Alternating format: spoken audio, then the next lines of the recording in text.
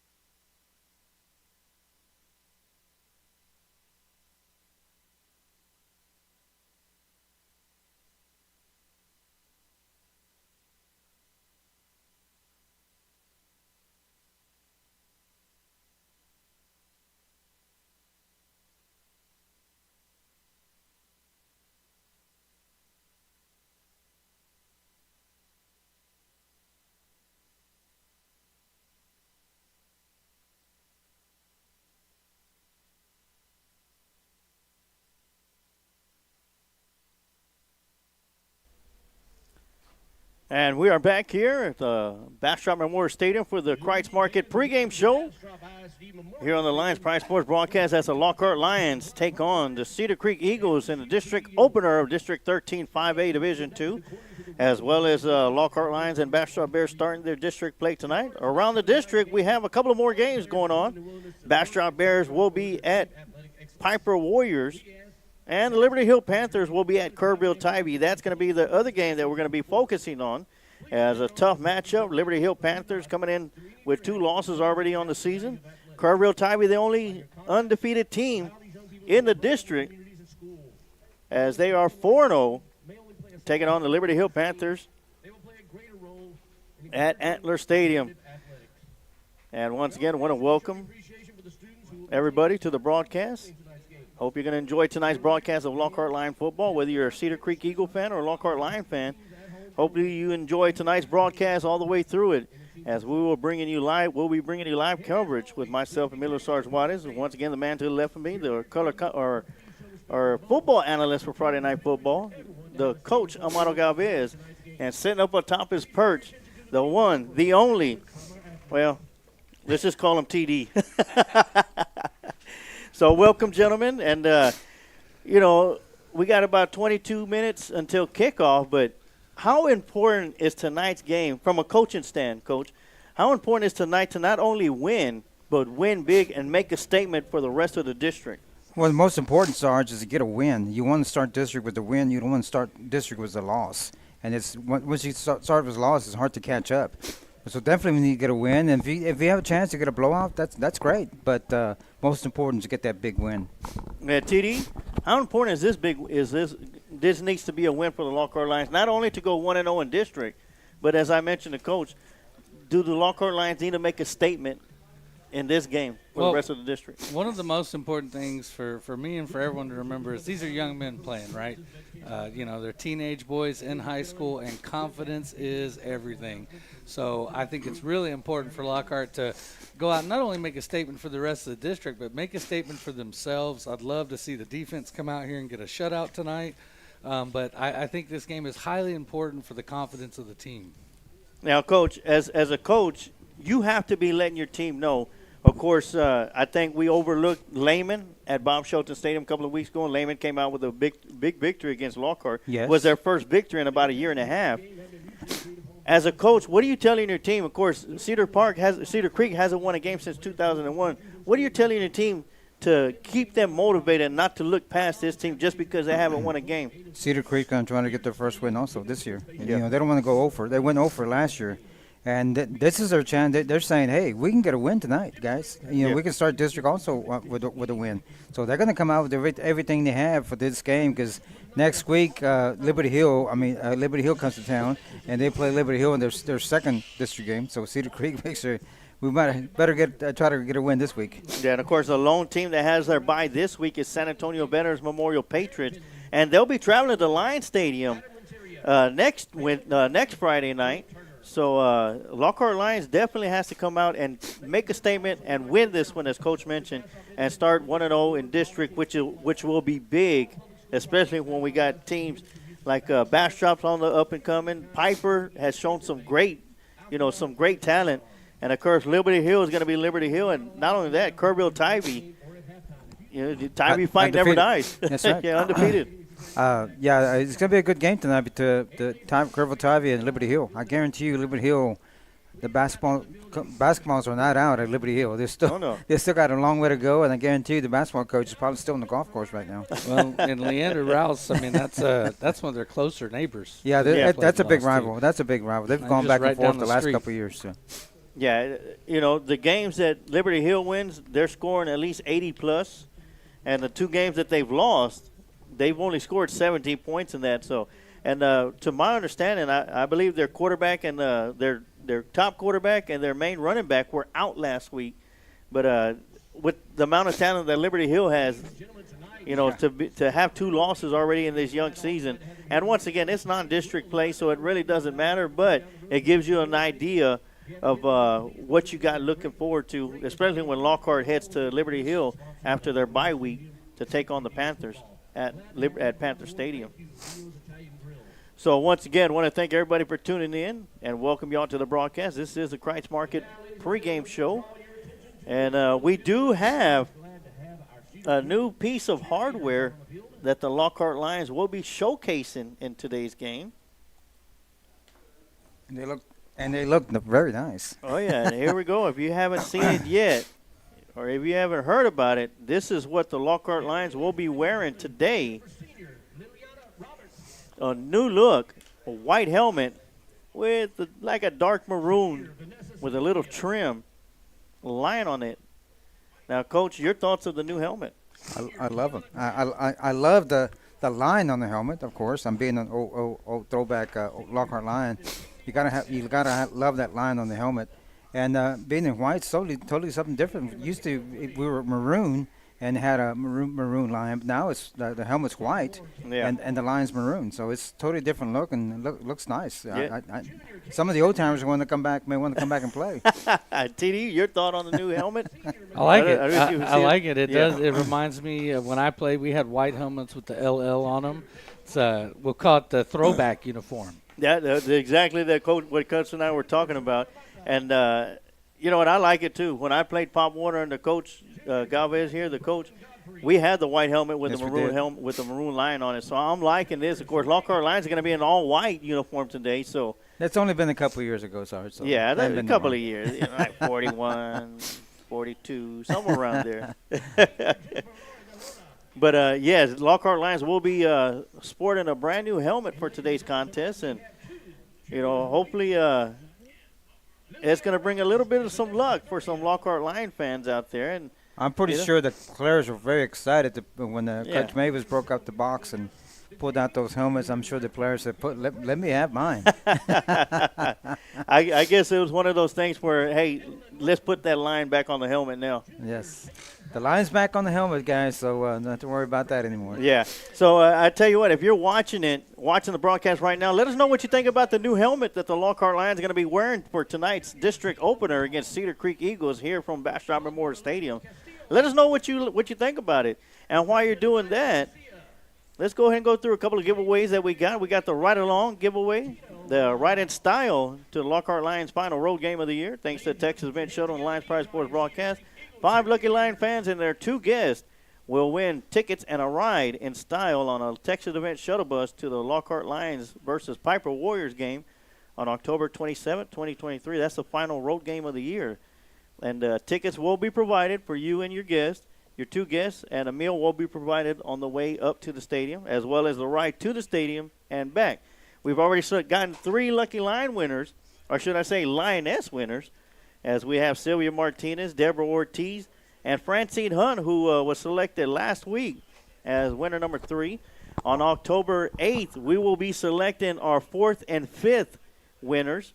So we'll be able to close this one out, and you're going to be able to find out if you're going to be the lucky Lion to win either the 4th or 5th slot. You'll have to watch the Lions Roar podcast on the Lions Pride Sports broadcast. But if you haven't entered into this drawing, here's going to be your first opportunity to do so today. And you are only allowed to enter the drawing once per broadcast. So you're going to have a couple of more times tonight and this Sunday and all next week. Well, we'll have 3 more broadcasts to enter the drawing to take a ride in style for the final road game of the year. And all you got to do is in the comment section, type in the words last ride, and your name will be automatically entered into that drawing. So best of luck to everybody. Type in last ride, and your name's automatically in there. And also next week, Lockhart Lions will be having a home game against San Antonio Veterans Memorial, and you're going to have an opportunity to win free tickets to that game, courtesy of Kent Riddle Properties and the Lions Pride Sports broadcast. This Sunday during the Lions Roar podcast, we're going to be selecting 3 lucky Lion winners. Winner number 1 will get 2 free tickets. Winner number 2 will get 3 free tickets. And winner number 3 will get 4 free tickets to next Friday's home game, district home game, as the Lockhart Lions welcome the Patriots of San Antonio Veterans Memorial. And once again, all thanks to Kent Riddle Properties and the Lions Pride Sports broadcast. If you want to get your name entered into that drawing, tonight will be the last time you'll have an opportunity to enter your name for this drawing, as this Sunday we'll be drawing the winners, 3 winners for these tickets. And all you got to do is in the comment section type in the words giveaway, and your name will be automatically entered into that drawing. So a couple of interesting giveaways. Once again, big shout out to Kent Riddle Properties. This is his, I believe, his 4th year doing this for the Lions Pride Sports broadcast, giving Lockhart Lion fans an opportunity to go watch the Lockhart Lions for free at home. And, of course, another big shout-out to Curtis Hawkins of Texas Event Shuttle, as we got together during the off-season and came up with this. And why not give back to the Lockhart Lion fans and give them an opportunity to ride in style to the final road game of the year. And, Coach, what are the rules to be on this when you're on this bus? Yes, we only have 3 rules, guys, if you're going to ride the bus with us. Is come early, wear maroon, and be very loud. So make sure you have all those 3 ready to go. And we're going to feed you as well. Which Yeah. I don't think we've decided on the food yet, but I vote that we have a crab boil or a shrimp boil on the bus on the way there. And Sarge is not making sandwiches tonight, that night. Yeah, I lost the vote on that. And it won't be Whataburger. No. So, Sarge, you'll have to forgive me for my slow start. I spent the last 4 days in Oklahoma, so I came back probably a little slower than I was before I left. Oklahoma was perfect enough excuse right there. I got out of there as quick as I could. I left there at 10:30 this morning and drove straight to the stadium. Did you give him the hook 'em horn sign? I did a couple times. So I got a couple things I want to touch on here, talking about starting district play. Wins become of utmost importance. You drop one in district, you probably still got a pretty good chance. You drop two in district, you're in real trouble. You drop three, and you're going to be watching, from the stands. Yeah, ready. Everybody else. Like Coach says, breaking the basketballs out. So there was a number that jumped out at me last week. So Lockhart's offense now for 10 games straight has scored more than 30 points a game. So that's a number. Basically, you can say this. The Lockhart offense is as good as it has been in almost 80 years. It's been 79 years since they averaged that many points over the same span of games. Now, this season in particular, Lockhart has averaged 35.5 points a game. That is great. I mean, that is a high output offense. Lockhart has scored 35, 38, 31, and 38 in their first 4 games. Where Lockhart is having problems is on the defensive side of the football. So while Lockhart's averaging 35.5 points a game, they are giving up 42 defensive points per game. And I don't know the number on how long it's been since that happened, but if I had to guess, it was probably back 2 seasons ago when we went over. But essentially with the defense giving up 42 points a game, offense at 35, you got to find a way to correct that number. So I talked about confidence earlier. Really, for me, confidence not just for the team but for the defense. Yes. The defense needs to come out here tonight. They need to get takeaways. The secondary needs to stick to their men, get their hands on some balls, and maybe get some interceptions. We're going to need forced fumbles. We need to do everything we can against these Cedar Creek Eagles to bolster the confidence of that defense. And there's no shortage of talent. That's for sure, and it's almost always one mistake that costs a big touchdown, and that's what I'm looking for tonight for Lockhart defense to play mistake-free football. And that's going to take a group effort to do that, TD, as we'll go through some comments about the helmet. Of course, Alex Mercado says, love this helmet. Eli Man, nice helmet. Eli Man even commented, I wish we had that. We had them in 2019. Okay, yeah. Yeah. So, hey, you know what? Great helmet. If you haven't seen it yet, here's one more look at it. And probably the next time we'll be showing it will be on the heads of the Lockhart Lions. They run out the tunnel as we get ready for kickoff. We're about 9:52 away from that. Got a slow arriving crowd. Oh, yeah. As the band is set up on the far side.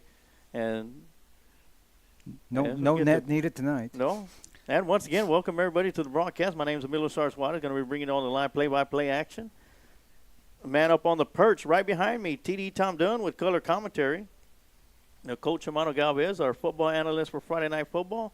And on the camera right now, showing the Lockhart Lion roaring band, it's Peter Juan is doing the camera for us once again. Did a great job at Lehman. And thought I'd give him another shot to go at it. Well, we see the band up there. It's almost like the Texas band at Alabama. They're in the nosebleed section over there on the visitor side. Just a quick reminder, folks, that don't forget about Tuesday nights. It's getting to be real exciting to broadcast these junior high football games. And the 7th grade will be here again at the Lockhart Junior High this coming Tuesday. Yeah, it's awesome. We're broadcasting football from all levels. And I'll be with the sergeant coach on Tuesday for those 7th or 8th grade games. On Thursday, you get the coach and the sarge. Tom Dunn is usually watching from Austin on that one. And then, of course, Friday nights, you get the whole crew. So mark your calendars. Oh, yeah, mark them and get them ready. And once again, we're about 8:30. Let's take another quick timeout, and we'll be right back with some more of the Kreitz Market pregame show right here on the Lions Pride Sports Broadcast.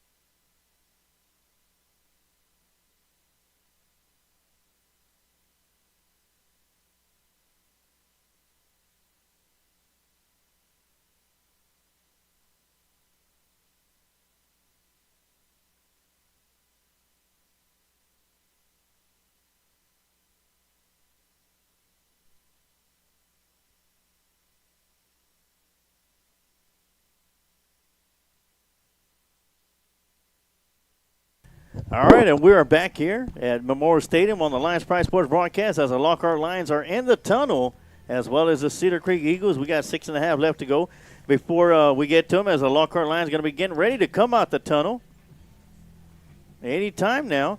But, Coach, offensively, what is your player? Who is your player to watch for tonight? My number one player to look at is, of course, the quarterback, Ashton don't Dickens. blink, I right? expect him to come out, and he had a great game last week. I expect him to pick up just like he left off last week. He has a lot to prove and a lot to show, and I guarantee you tonight he's going to have a good game. And, TD, who would be your player to watch on defense? On the defensive side of the football, there's going to be a few really. I mean, what I really want to watch is see the defense play cohesively. But there was a couple players out last week. Everybody's back on the defense this week. And I'm going to be watching the secondary mainly, and I think Trey Brown's going to have a big game tonight. So I'll be keeping my eyes out on number 33 all night, looking for that big hit that jars the ball loose. Yes, and I think we could all agree the overall player to watch for the Lockhart Lions will be number 33, Chase Curry. This is going to be his second game as a varsity Lion. Came up last week and had some playing time in there from here to there. But I think if Lockhart gets up and early real quick, we're going to see a lot of Chase Curry. And I look forward to seeing what this young man brings to the Lockhart Lions and how much he's going to be able to boost pick up everybody else, to where it's going to free up a whole bunch of capabilities, especially with Ashton Dickens and My Time Gonzalez. So Curry's wearing number 31. That's a big number to live up to, as the last few years that number's been worn by Deontay Jackson for Lockhart, who played both ways. Of course, he was a safety, but he also did a lot of damage at receiver with jet sweeps. And Chase Curry has been a standout on the JV games this year so far. Moved up to the varsity last week, got a few touches, had a little kick return, and really just kind of started to get going. But I feel the same. I look for him to have a lot of touches and a lot of opportunities tonight, especially if the Lions get up big. A lot of players going to get some playing time tonight if the Lions get up big. Oh, yeah, and we're going to turn off our mic and turn up the crowd mic, as we're going to be hearing the national anthem as we get ready. We're 4 minutes and 15 seconds away from kickoff. And let's go silent. Turn up the crowd mic for the national anthem. U.S. Navy retired. The color guard on the field is commanded by Cadet Chief Petty Officer James Repass. It is assisted by Cadet Lieutenant Shayla Tangen, Cadet Petty Officer Second Class Axel Martin, Cadet Petty Officer Second Class Brody Richter. At the south end of the field, raising the colors, we have Cadet Chief Petty Officer Jacob Ellis, Cadet Seaman Cash Lutz, Cadet Seaman Apprentice Asher Tangen. Once the colors are presented, the playing of the national anthem will be performed by the Cedar Creek High School Band. We ask that you remain standing until the colors have vacated the field. And now, ladies and gentlemen, please remove cover as we honor the great United States of America with the playing of the national anthem.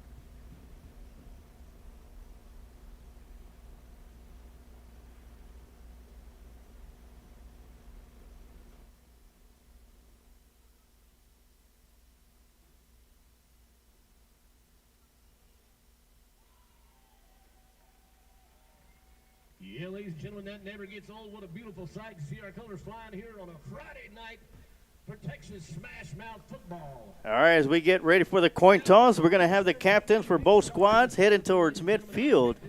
And on the Lockhart side, you'll have senior number 7, Edward Mendoza, middle linebacker. You'll have Trey Brown, number 33, senior safety.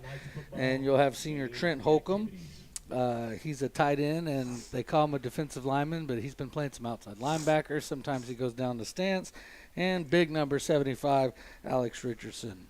As for Cedar Creek, we got number 1, Chris Nino, number 14, Grant Davis, number 10, Mason Thomas, and number 80, Roy Rose. As you can see, the Lockhart Lions looking sharp in them Stormtrooper uniforms, as you mentioned, TD. Coach, Loving that helmet now. I'm really digging that helmet. While we're waiting on this coin toss, Coach, what can you tell us about Cedar Creek? Any players on their side of the ball? Number 10, I'm sorry to interrupt. Number 10 is supposed to be their super stud. Plays 4 positions. So I see the sheet says tight end, defensive lineman, and yes. LS. They forgot to put et cetera, et cetera, et cetera after that. And hopefully we'll get, he's a big boy, too. Very good size, as you can tell by looking at him. He looks like a tight end. Might play a little fullback also, but I tell you what, looks like he's ready to go. It looks like they've got 2 quarterbacks on the roster. Yeah, they can't decide on the Dubé quarterback. And Blaze Orr.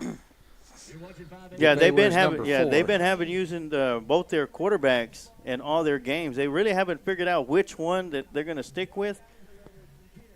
And it looks like the Lockhart Lions will be returning a kick, as we're usually accustomed to seeing them kick the ball off to start the game. Well, talking about Cedar Creek's quarterback situation, Dylan Dubé is a junior quarterback. He's number 4, and then Blaze Orr is a sophomore for them, and he'll be sporting number 11. And back deep to return the kick for the Lockhart Lions going to be number 4, Quavon Reese, the senior. And we look like we're going to have a senior freshman tandem back there. Is number 12, Jordan Haynes. Frohoff will be the other guy, yeah. And he had a couple good returns last week, one all the way out almost to midfield. Quavon Reese on the far side. Frohoff on the near side as we get set to kick district playoff here at Cedar Creek. Bastrop Memorial Stadium, and it's going to go to the freshman. It'll be at the 13-yard line. He'll bring it upfield. Got a whole bunch of room to run. Gets it out to the 35, and a face mask. Face mask over here on the sideline. That's going to be a personal foul face mask. I tell you what, then for that, he might have broken all the ways. Eventually, this freshman's going to run back a kickoff. And we'll be looking for it as he had a whole bunch of room to run. Wrong side. And we see War Room Strength Club coach Ross Alexander. I don't think anybody would mess with him. I told Sarge he's on the wrong side. I don't think anybody wants You to go mess. tell him, Coach. You go let him know. And so we'll see the Lockhart offense come out onto the field first in those Stormtrooper uniforms.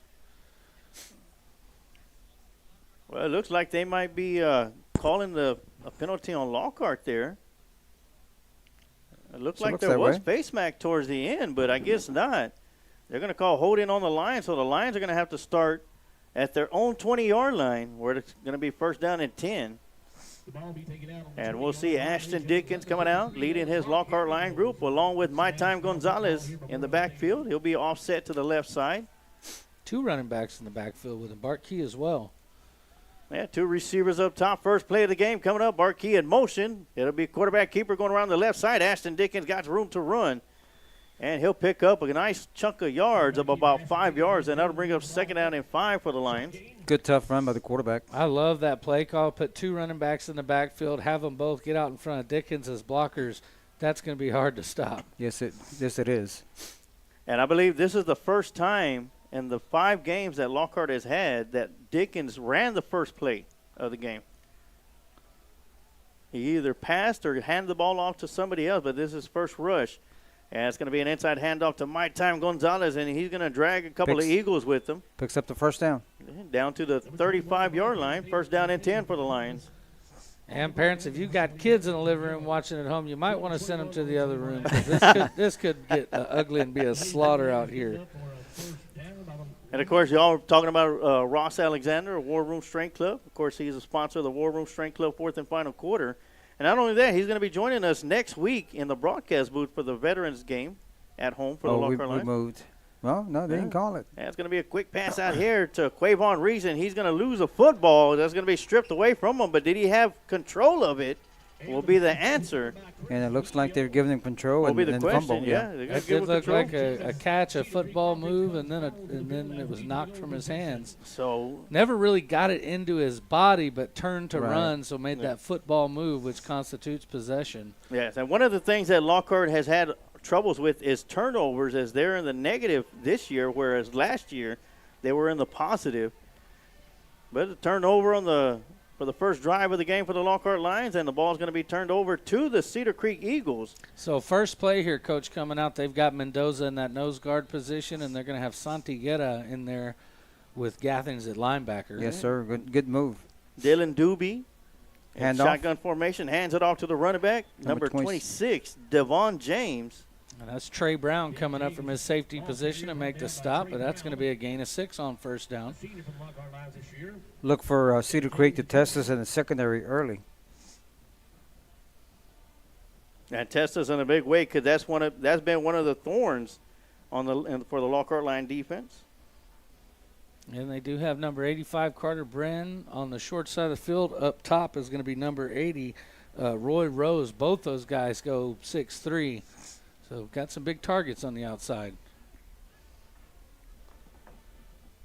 So here we go. Doobie gets a high snap, hands the ball over, Quarterback. keeps it himself, goes around the right side, and he's going to be brought down after picking up the first down. Picks up the first down.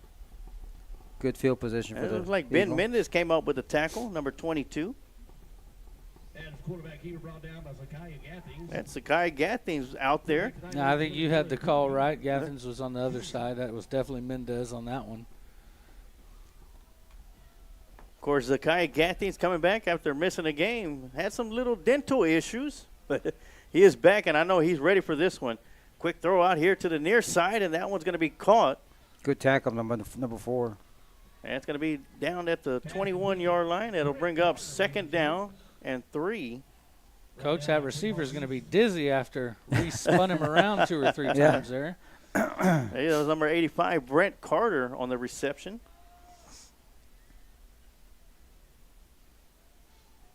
And once again, Doobie in shotgun formation. Second down and 3. Inside handoff to number 26, and he'll pick up another first down to the 16-yard line. Too much, way too much. That's Devon James with the carry. Devin James brought down by Tyler Stanton. And the Eagles are inside of the red zone. Here in the Changing Faces Academy first quarter here on the Lions Pride Sports Broadcast. It is 1st and 10. Eagles got a receiver up top, one to the bottom. Once again, and fakes the handoff, Ooh. post pattern, and that one's going to go in and out of the hands of the receiver. And Bart Key all over him, making the hit to dislodge that ball before Cedar Creek could score.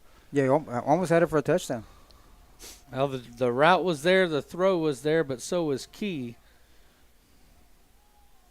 And that'll bring up second down and 10. Lockhart will change out a couple personnel. Gentlemen, that was Eric Alexander, not Ross Alexander. Okay. Well, that's an easy mistake to make. I've been making it for over 20 years. So Right off the fingertips, ladies and gentlemen. The pass is no good. We're going back So after the incomplete pass, it's going to make it second down and 10 from the 16-yard line. And reason I know is because Ross Alexander chimed in. So y'all might see Eric out there. Trinity's boyfriend is number 10 for Cedar Creek, Mason Thomas. So an inside handoff, that's going to be good for 3. So that's going to bring up 3rd and 7. and Gathings and Brown combined to make that stop, as well as Mendoza was in there as well. So Lockhart defense starting to stiffen up. Brings up a big 3rd down. Sarge, did you take the crowd mic down just a hair? I started listening to him. Yeah, big 3rd down for the Lions. This defense, they want a shutout tonight. We don't know about field goal range, but they better do something here to keep them out of the end zone. Yes, big 3rd down and 7 coming up. And they'll make the handoff post pattern, and that one's going to be incomplete. Incomplete, but we got a defensive holding or pass interference. I would defend that ball was uncatchable. It was, and it almost looked like some miscommunication as the receiver was running the slant. Reese definitely caught him around the waist and slung him down, but it looked like the quarterback threw the fade. So there's about 10, 12 yards difference in between where that ball was going and where that receiver was headed.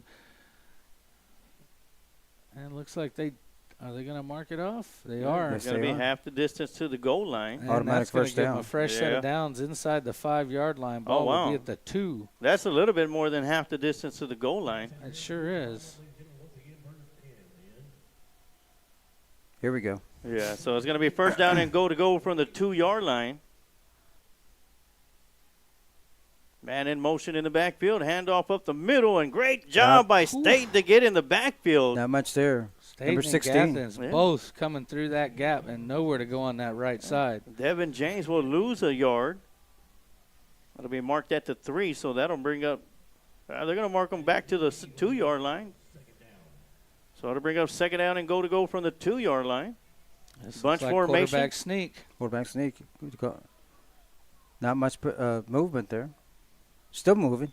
And let's see. And they blow No the signal. whistle, and that's going to be shy of the end zone inside the 1.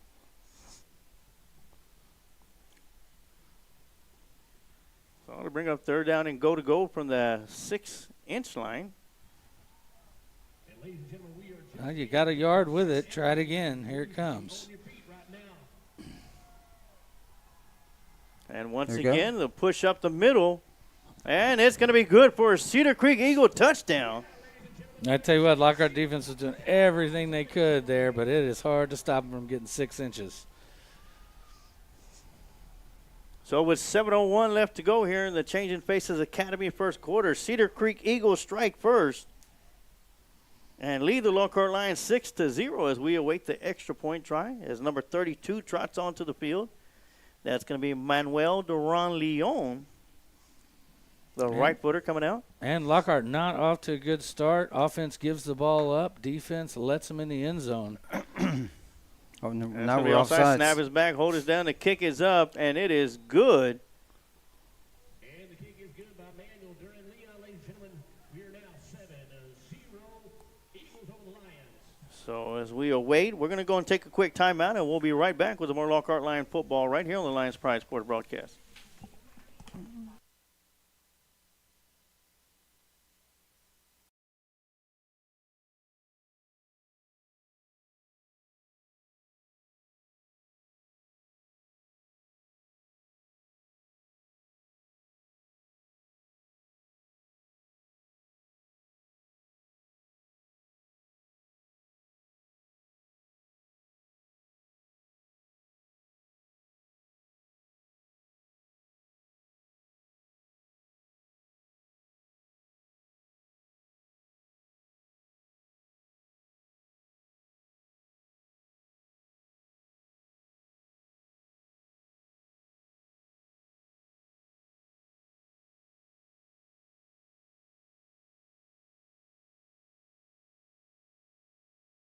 And we are back after the Cedar Creek Eagle touchdown as we get ready to kick this one away. Once again, as Manuel Duran Leon will be set up to kick this one away. Quavon Reese and Jordan Frohawk back deep. And once again, Frohawk will return this one. He'll pick it up at the 15-yard line, brings it upfield, out to the 30. And the big scrum will get him out to the 34-yard line where the Lockhart Lions will have the ball first down and 10 to start their second drive of the game. First drive didn't start off too well for the Lions, TD, as they fumbled the ball, and Bastrop was able to move down the field and put 6 on the board. Extra point was good, and the Lockhart Lions trail 7-0 against the Cedar Creek Eagles. I look for the Lions to hand the ball off once here, and if they get a couple yards on first down, I'm going to look for that RPO and pass deep down the field, try to get those points back quick.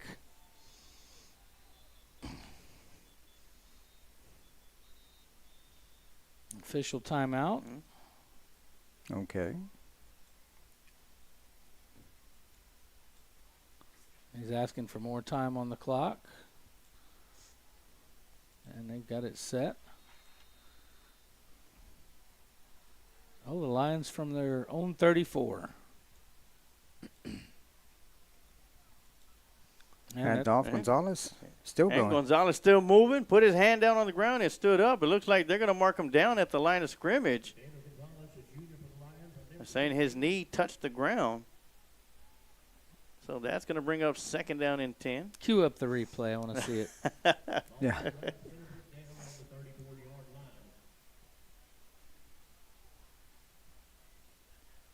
So 2nd and 10 coming out for the Lions.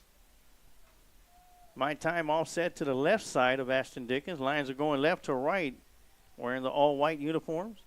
Brand new white helmets. Gonzalez with the handoff up the middle, and he'll pick up, say about 4 yards. Something I saw in that last play after Lockhart lined up, they had Cedar Creek heavily overloaded on one side. Cedar Creek didn't move to adjust to the formation. So that's going to bring up 3rd down and 7 as they marked him, went down as a 3-yard run. Oh. Dickens almost Snap the catching them ball. off. Of course, he's done a great job this year, TD, with his cadence change. And they're going to bring pressure.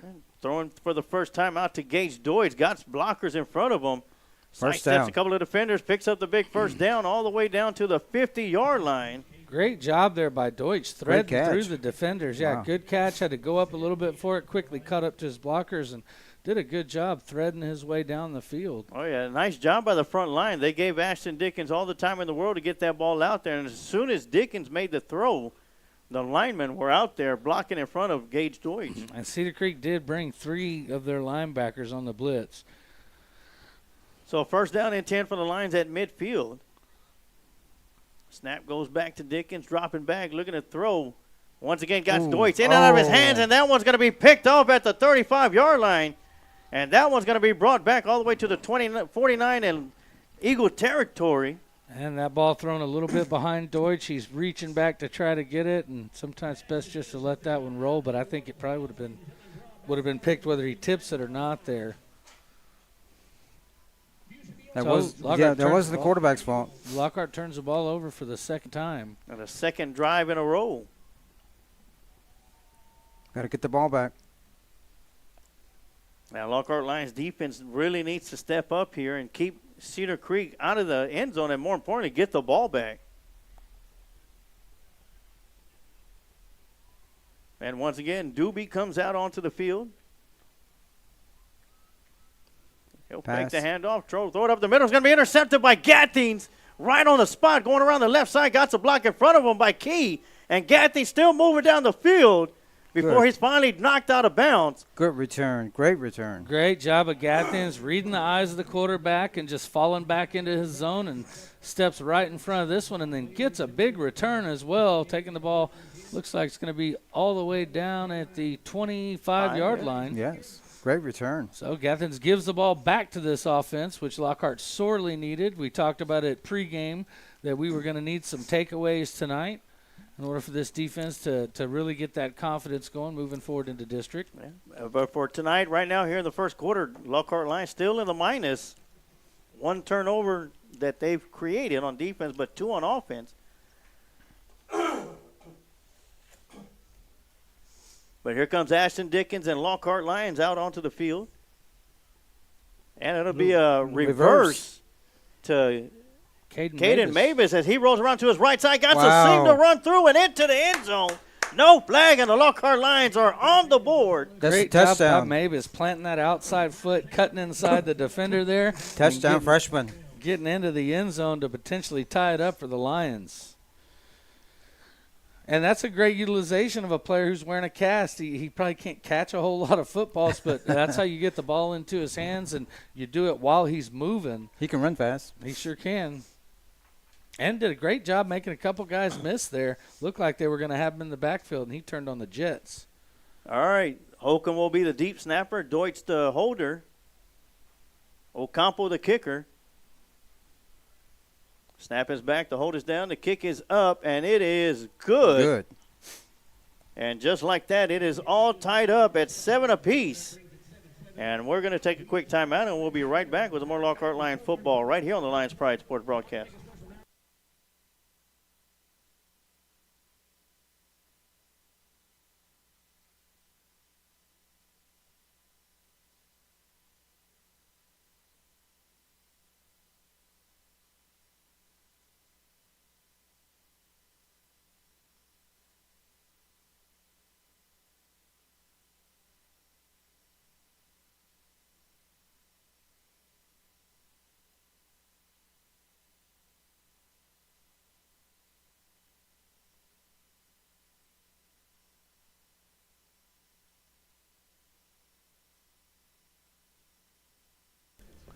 And once again, welcome to the broadcast as the Lockhart Lions put 6 on the board on a reverse to Caden Mavis, and he gets the ball into the end zone. The Ocampo extra point kick is good. And that's where we stand at 7-7 as it is all tied up with 4:34 left to go here in the Changing Faces Academy first quarter. Lockhart finally with a chance to make Cedar Creek start on their end of the field as both Cedar Creek's first 2 possessions came off of turnovers on the Lockhart end of the field. And back deep to return the kick for the Eagles will be number 5, Ivan Lopez, and number 1, Chris Nino. Nino is set up on the far side. And Ocampo will kick it towards Nino. And it's gonna, and that's going to be picked up by Quavon Reese on a sandwich shot by Ocampo. And look at Ocampo. And they've been trying it. They've been trying it all year. They got pretty close at Lehman, where basically it's a pooch kick. They're looking to a dead spot on the field, and they send Reese racing down the sideline. That ball takes one hop right into Reese's hands, and he's in for another Lockhart Lions touchdown. What a play. I was waiting for it to happen. It got so close there when we were at Lehman. I'm glad to see them able to finally execute on that. I'm trying to see if they're giving us the touchdown. They looks like they were talking about it. And it looks like Lockhart will have the ball where they recovered. Yeah, I guess it's considered like a muff. TD. Yeah. You can't, like you can't advance a fumble, same thing. Yeah, you can't advance it. Well, you can advance it on an onside kick, so how's it different? Because last year we saw Ashton Dickens score a touchdown on an onside kick. Well, they were kicking it to him, and that one's going to be an inside handoff to Gonzalez, and he'll pick up about 4 yards. Yeah, the scoreboard already had 13 points up there for us. Well, they'll go get it right here real quick. Yeah, we need to score quick. Take advantage of it.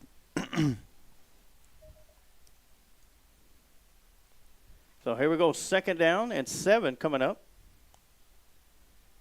And another handoff to Gonzalez, and he'll get through the line of scrimmage, and he'll pick up more than enough that needed to get the first down for the Lions.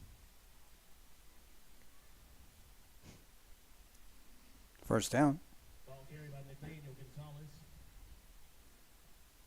That'll be 1st and 10 for the Lions. We're going to go let that announcer know that it's my time, Gonzalez. Thinks his name's Nathaniel.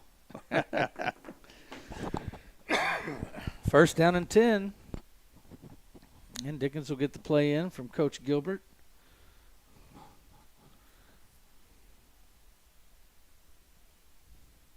High snap. And high snap. Quarterback power. Ashton's got some room to run. There he goes. Right down to the 1. Get it into the 5.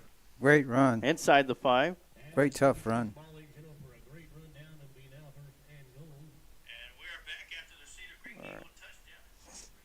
I forgot.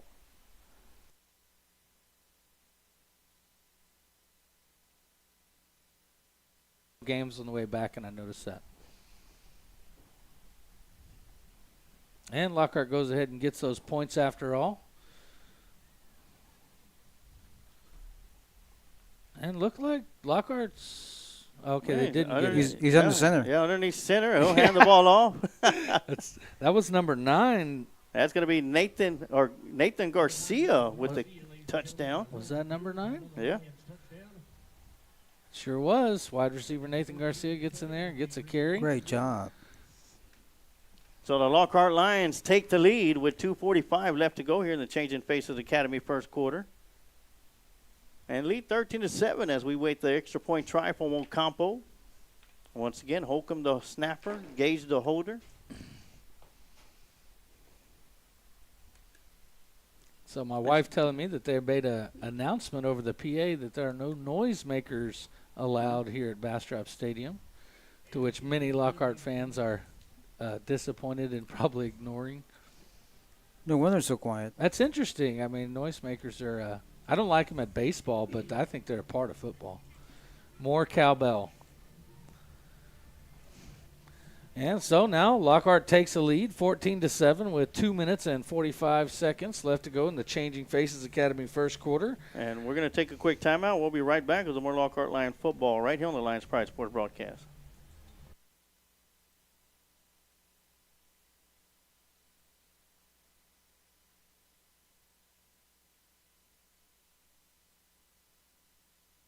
experience. From diagnostics, AC repair and brakes, to rebuilding engines and transmissions, Car Care Automotive is the place to go to get you off your feet and your car back on the street. Call 512-945-8105 for more information.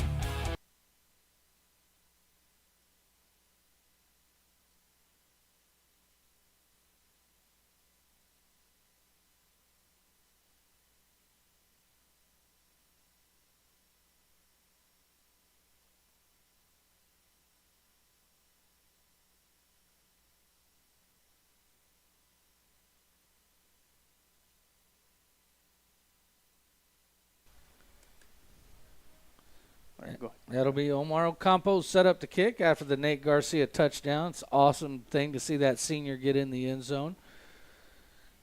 And Ocampo will put the boot into it, and he gets all of that one. This time they call for the fair catch. I would as well. Smart so move there. They'll get the ball out at the 25-yard line. So Lockhart had a couple of gasping moments there with a couple turnovers. Quickly turns it around off an interception by Zakiah Gathings, which the offense then turns into pay dirt 4 plays later on a Nate Garcia run. So we'll see that Lockhart defense come out onto the field again. Lockhart is -1 in the turnover margin, as Sarge told us a few minutes ago. We'd love to see them get some more and get even and even get into the positive. Turnovers win football games, don't they, Coach? Yes, sir.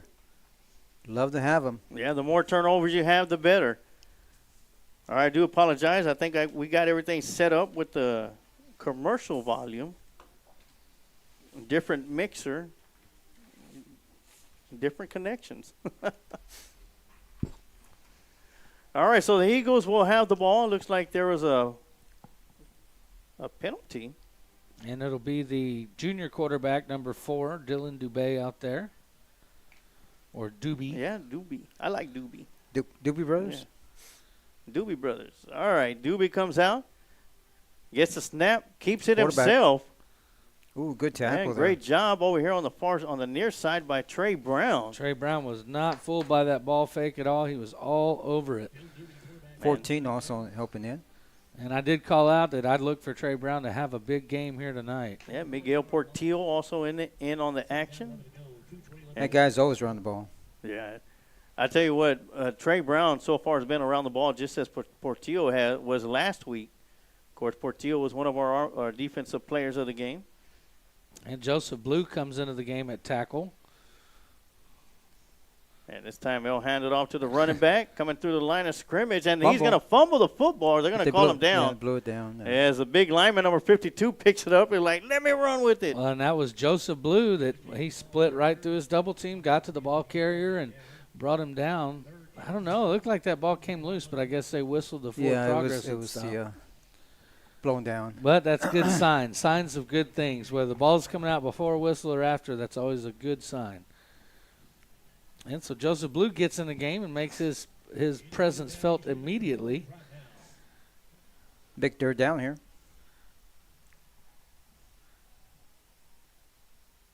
Timeout. Yeah, call a timeout. And while they'll take a timeout, we'll take a timeout too. We'll be right back with more Lockhart Lions football right here on the Lions Pride Sports broadcast.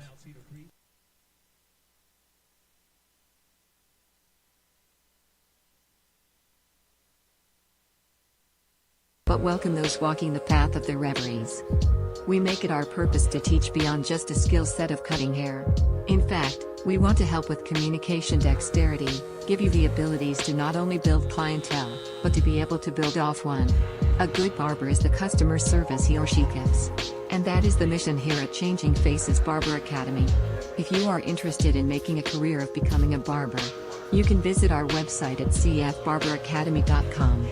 Or stop on by at 900 Bug Lane Suite 115 in San Marcos, Texas.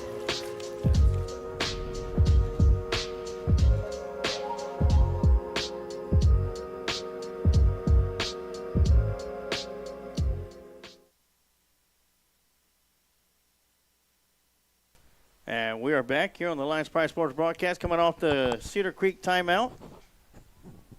3rd down and 8 coming up.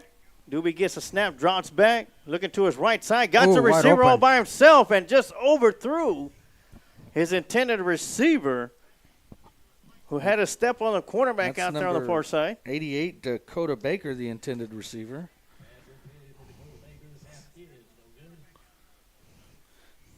Buddy Jim Hughes watching from his beach house down at the coast. Lets me know he says defense is picking it up.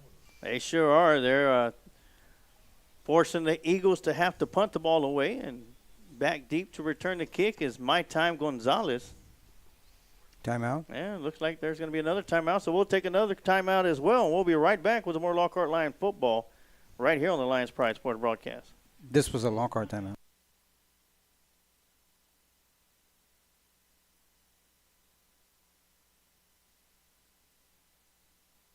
Occasion. Adrian Gutierrez Photography is the right one to turn that special moment into a memory that will last a lifetime. Adrian Gutierrez proudly supports Lockhart Lion athletics and can be seen at many events in Lockhart, as well as at Lockhart Lions sporting events, offering his time to create special moments for the Lockhart community. You can contact Adrian Gutierrez Photography at 512-227-6794.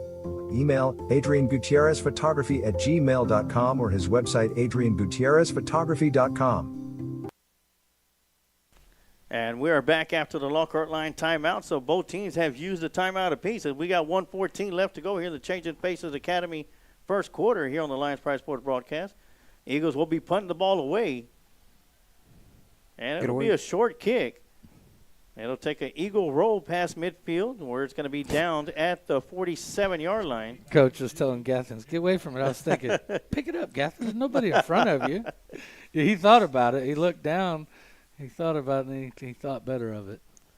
Okay, there's a question. There's a penalty. Yeah, penalty flag over there by the 36-yard line in Eagle territory. Yeah, legal use of the hands. Defense. So that will move Lockhart back 5 yards. So Coach, what is it about a punted football that all of a sudden turns it into a greased pig? When it's thrown to you, you can catch it no problem. A punted football seems to be a dangerous thing, like a hand grenade. It's definitely. And the more you told the kids to stay away, the more they're attracted to it. Well, that's everything with kids, isn't it? It's like, don't put your hand in that ant pile. It's going to bite. Sometimes they got to get bit figured out. Yeah. So that'll be a 10-yard penalty and not a 5-yarder, and that'll move the ball all the way back to the 37-yard line for the Lockhart Lions. Yeah, it's still our football, thank God. We'll take possession with 1:05 left to go here in the Changing Faces Academy first quarter. So Lockhart's last drive was a short one and ended on a touchdown by senior Nate Garcia. So Lockhart Lions 63 yards away from the end zone. And it'll be Barkey getting the handoff going around the left side. Gets around the edge and has room to run down the far sideline before he's finally knocked out of bounds just shy of the 40. There you go. There you go. Good run. He's showing some nifty moves moving around the left-hand side, making a couple guys miss. Yeah, the ball's going to be placed at the 42-yard line where it'll be first down and 10 for the Lions. That's a great variation on that two running back formation. Earlier we saw quarterback power out of it. It was the same look, and everyone took the same first step. This time the handoff went to Barkey, and he paid it off with a first down. Great job there making the most of his opportunities. Big first down here. So first and 10 coming up. Inside handoff to Key. Makes a move on the inside. And he's dragging several Eagles with him as well as the Lions offensive line.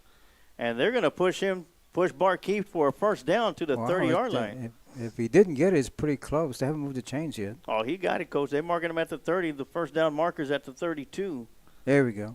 Unless there's a penalty flag, but look, the second guy with the chain doesn't want to move. Look, the first guy's trying to drag it. The second guy's just standing there. Hey, stop watching the game. Oh, that's hilarious. I hope that's not our buddy from Lockhart. Well, the clock is down to 17 seconds, so I don't think Lockhart will be running a play. Well, but you can credit the turnover of the quarter to the chain gang on that one, because he said, no, I'd rather be on that side. And that's what he said. It's going to be in the first quarter anyway. Yeah. What's the big deal? All right, so as they change quarters, we'll change quarters too and take a timeout. We'll be right back with some more Lockhart Lion football and the Shields AC and Heating second quarter here on the Lions Pride Sport broadcast.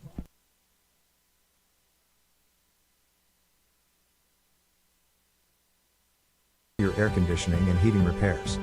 Here at Shields AC and Heating we service commercial and residential HVAC system as well as refrigeration, ice machines and walk-in coolers. So, if you're in need of commercial or residential AC repairs, you can count on Shields AC and Heating to be there for you by calling us at 512-227-1219. We take pride in your comfort.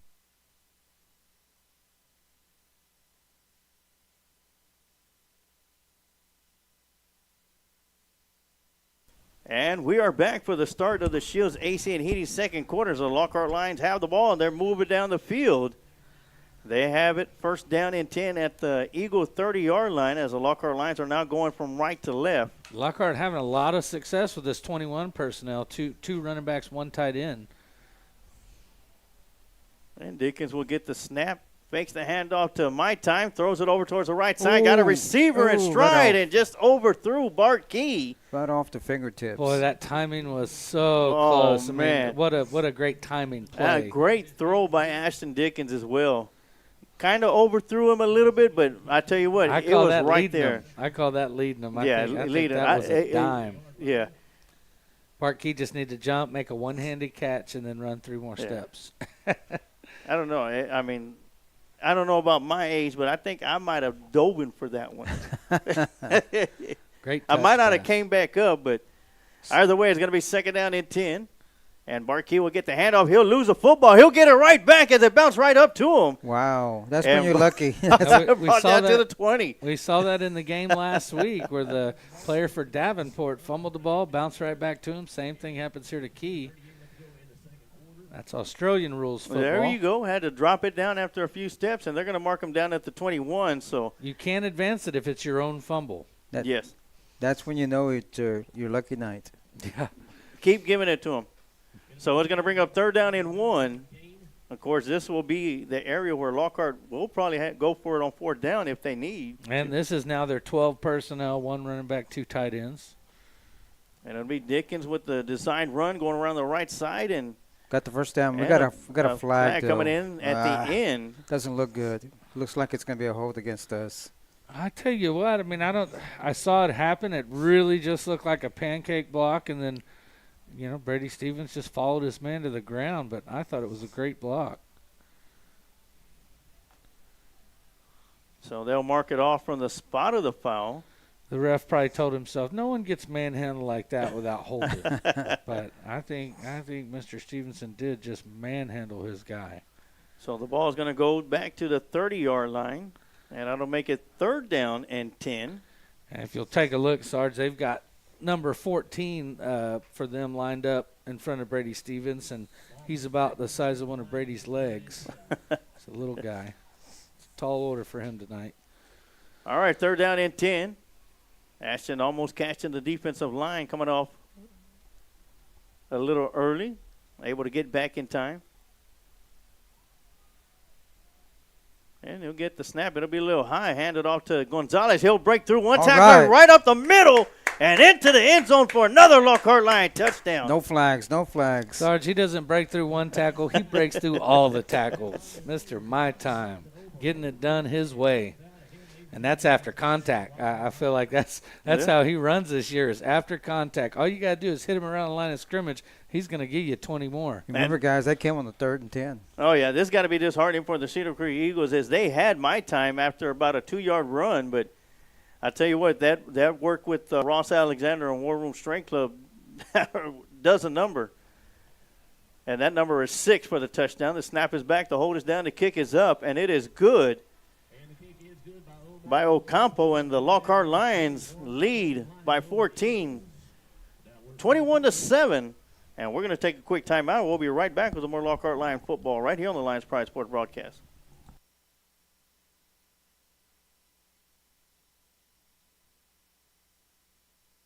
Appetizers, fried chicken, burgers, and salads, Old Pal is the right place for your hunger. We're open 7 days a week, Sunday through Thursday, 11 a.m. to 10 p.m., and Fridays and Saturdays from 11 a.m. to 12 a.m. Our kitchen will be open late for Lockhart Lions Friday Night Lights home games. Old Pal Texas Taverns, cold drinks, fried chicken, and famous smash burgers are perfect for your after-game score. At Old Pal's, we are proud supporters of the Lockhart Lions and the Lions Pride Sports Broadcast.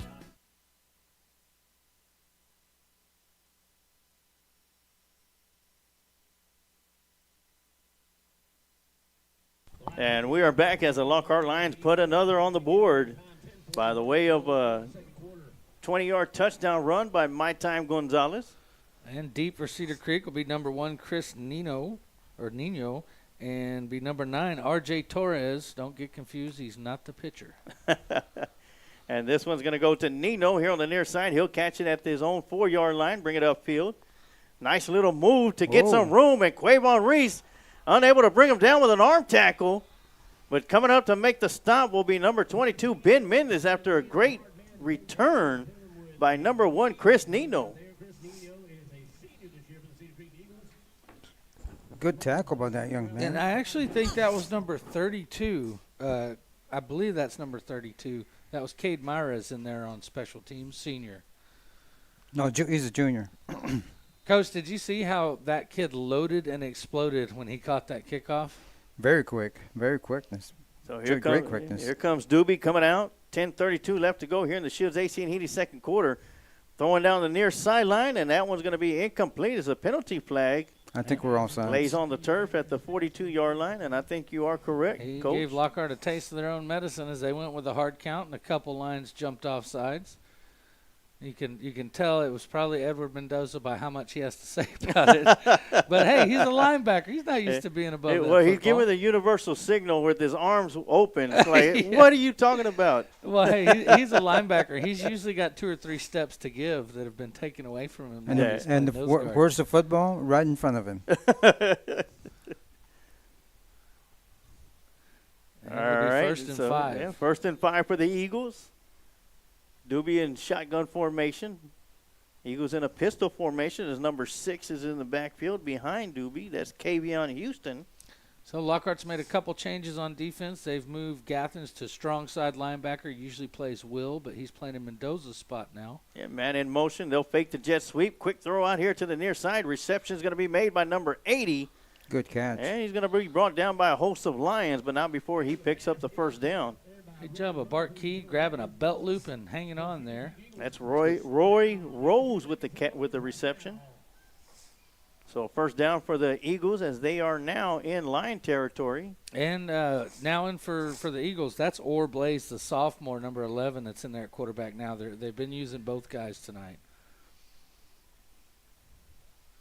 So first and 10, it'll be an inside handoff as Kavion Houston will Not much be there. hit right around the line of scrimmage. Number 7 on tackle, and so was number 30. And Sarge, I said it backwards. That is Blaze Orr. Blaze Orr. Like Chevy, Blaze Orr. As we see number 10, Mason Thomas. Hasn't been playing a lot. He spent a lot of time on the sideline. I wonder if he's injured. And if they try the quick count again, they don't get it this time. Eagles do have 3 receivers up top, 1 to the bottom. That's going to be Rose all by himself. And they're going to throw it out Incomplete to pass. the back coming out the backfield, and that's going to be incomplete. Well, that's one that's better that you drop it than catch it because Portillo had a beat on him, and he was going to tackle him in the backfield. Great job by Portillo reading that play and identifying what was going on. And Joseph Blue is right there on the spot as well. With the incomplete pass, it'll make it 3rd down and 10. 3rd and long. Eagles need to pick up a good chunk of yards. Lockhart Lions defense needs to stop them to force them to punt. Dropping back, looking to his left side, tucks the ball in, has to run out the pocket, and he'll have room to run, but he'll be chased out of bounds well short of the first down. And it was Gathens coming up the middle from his linebacker spot on the blitz that flushed him out of the pocket. Number 30 there on the sidelines to make sure he went out. Yeah, nice job by Blake Orr to get out there and make some positive yardage out there. They're going to give them the 38-yard line. Still going to be shy of the first down. It'll be 4th down and 3. And they're going for it. Eagles going to have 2 receivers up top, 2 to the bottom. Kavion Houston in the backfield.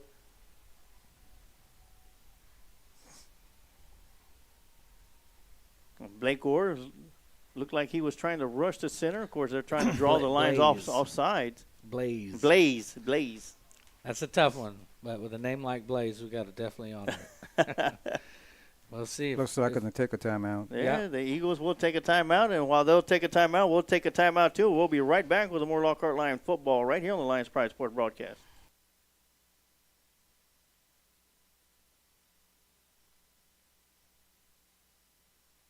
for over 40 years. Lockhart Lion fans all over the world have been able to follow the games on the Kent Riddle Properties scoreboard, as well as being the main sponsor of the Lions Pride sports broadcast. Kent is also the QA guy for every broadcast. Kent Riddle has been in the real estate business for over 35 years. If you are looking to buy, sale or lease a property in the area, you can contact Kent Riddle at 512-359-0036. And just like that, the Eagles made it a quick timeout and punted the ball away. No return as nobody was back deep for the Lockhart Lions. But the Lockhart Lions going to take over at their deep in their own territory. It'll be first down and 10 at their, I believe, own 18-yard line. So Lockhart, 2 drives in a row, put points on the board by way of touchdown on a reverse from Caden Mavis into the end zone. And a 30-yard run, or 20-yard run on third down and 10 by My Time Gonzalez. Extra points were good, and that's where we are at, 21-7. Or should I say 3 straight possessions with scores. And Good this one's Good fake. play fake. And this one's going to be intercepted, just underthrown to Gage Deutsch. And number 25 will come up with the pick, Joseph Redmond. Yeah, second interception of the night for Lockhart. And that turnover margin goes back in the favor of the Eagles. Yeah, 3 turnovers for the Lockhart Lions offensively and 1 for the Cedar Creek Eagles. But even down in the turnover ratio, TD, Lockhart Lions still have a 21-7 lead. Got to get a stop here. And Cedar Creek will be taking over just about where they were when they punted it. Really close to the same spot. And he'll hand it up the middle to number 6. He'll put his head down and grind forward. And continue grinding forward. He'll pick up 7 yards on that one. That's Kavion Houston with the run. As Cedar Creek, same style as Lockhart. They get set, they call the play in from the sideline, they get a look at the defense, and sometimes they'll change it, sometimes they'll stick with what they got. So Orr's got Houston in the backfield, offset to his left. It'll go to Houston, same play, right up the middle again. Not and much this there. time Lockhart a little more stiffer as Houston only picks up 2, and he'll be short of the first down. That'll bring up third down and 1. So big third down here for the Lions after Cedar Creek gets a takeaway in Lions territory. So it looks like they're going to mark them 2 yards shy, TD. Third down and 2 coming up for the Eagles. The Eagles lined up in a pistol formation. Thomas on the move. And off to Houston once again, and he'll get to the 30-yard line, and it'll be a first down. Ball came out, but it was late after the whistle blew. And they'll get a fresh set of downs, and they'll have the ball at the 30-yard line. Ladies and gentlemen, that's good enough for a first down. Make some noise. So first and 10 for the Eagles with 7:29 left to go here in the Shields AC Heating second quarter. Of course, during the Kreitz Market halftime show, we're going to be showcasing the Lockhart Lion Roaring Band as well as the Cedar Creek Eagle Marching Band. As you see on the far side, the Roaring Lion Band getting set up. Handoff. Oh, it's a pass. Fake it to number Good 26, fake. and that one's going to be behind the receiver, Rose. And lucky for Lockhart that it was, because Rose had a step on key. And that ball just thrown behind him. Rose, Good play one of those action big targets. That was a good play action. I think it got all of us here in the booth. No, I knew it all along, gentlemen. Okay. You need to tell the coaches next door then. Yeah. And so that'll bring up second down and 10. And now with Lockhart receiving the opening kickoff, Cedar Creek Eagles need to think about scoring before halftime because they do receive the second half kickoff.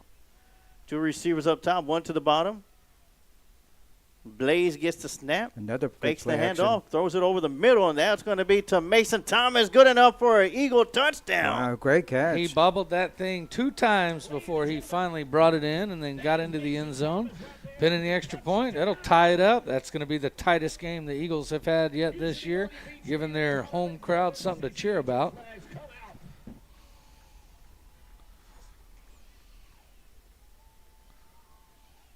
I had to fix the scoreboard.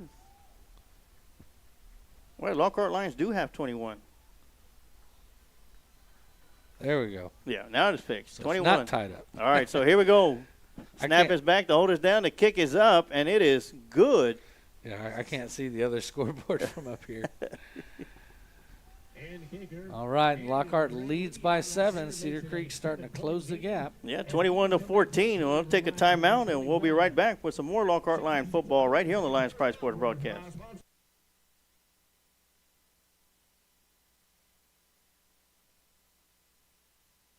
Win-loss records, coaching histories, individual stats, records, and more. Lone Star Gridiron, the authority on Texas high school football.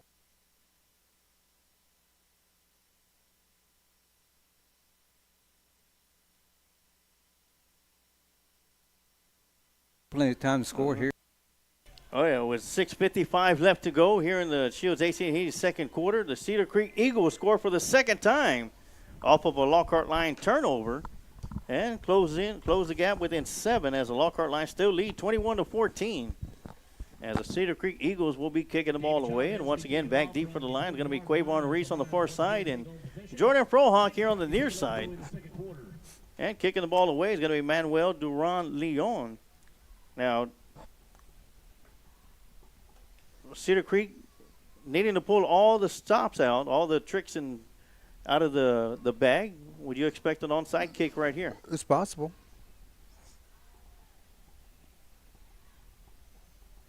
No. There's going to be a high kick, and that'll be fielded right around the 27-yard line. Why did they blow the whistle? Looked like maybe he signaled for a fair catch. He must have. That's the only reason they would blow the whistle. Well, looking at the replay, I didn't see no fair catch signal call. So Cedar Creek's highest score this year was 24 points in a loss against San Antonio Southside. They lost 31-24. So Cedar Creek quickly approaching their season high here in the first half against the Lions. Yeah, Lockhart Lions are 2 touchdowns shy of reaching their season average on offense. So here come the Lockhart Lions. Once again, 6:52 left to go till halftime.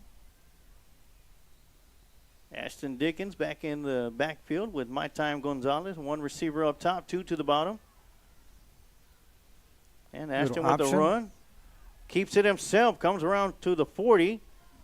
Still going. Still going on his feet. Great run by Dickens. I feel bad for number 14 on their team. All of a sudden, he was forced to try to cover up Dickens and Gonzalez, and usually 3 guys can't do that. So great job there by Dickens. Just enough room out there on the option, letting that guy drift outside and coming inside to pick up a big first down for the Lions. Oh, yeah, first down at the 46-yard line in line territory. That's got to be scary, huh, Coach? You're out there defending the option, and you see Dickens and Gonzalez coming at you. Pick your poison. Who do you want to carry exactly. it? All right, Dickens gets the snap, fakes the handoff, keeps it himself, going around the right side, crosses midfield, and picks up another big first down as he's chased out of bounds at the 41-yard line in the Eagle territory. I didn't see who the receiver was on that side, but he made a smart move. He had a chance to block that guy, but if he would have done that, it would have been a clipping penalty. So you just let him go. Ashton Dickens getting it done with his feet. 2 back-to-back first downs. And inside handoff to Gonzalez, and Gonzalez once again with a tough run. Close to a first down. Yeah, breaking through several arm tackles. That's what I'm talking about. Brady Stevens just continuing to get big pancakes on the field. 21 has to come off. Lost his helmet. I wouldn't be happy about it either. Benjamin Young. And that'll bring up second down and 1 on a 9-yard run by Gonzalez. As the clock continues to wind down, 5:40 left to go here in the Shields AC&T second quarter.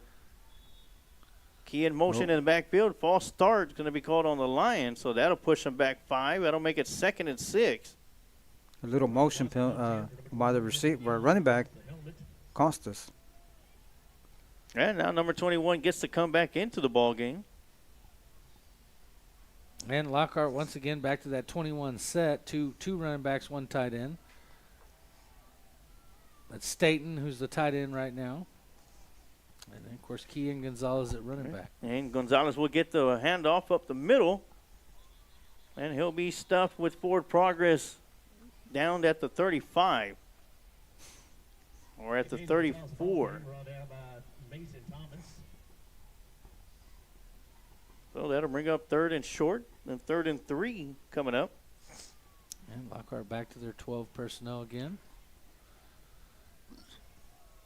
Got Gage Deutsch here on the near side. Looks like Jordan Frohock on the far side. And look how this cornerback is pressing Deutsch. Inside handoff to My Time Gonzalez. Gets through the line of scrimmage with a burst. Got the first down. And picks up the first down, as Coach mentioned, crossing the 30-yard line down to the 27.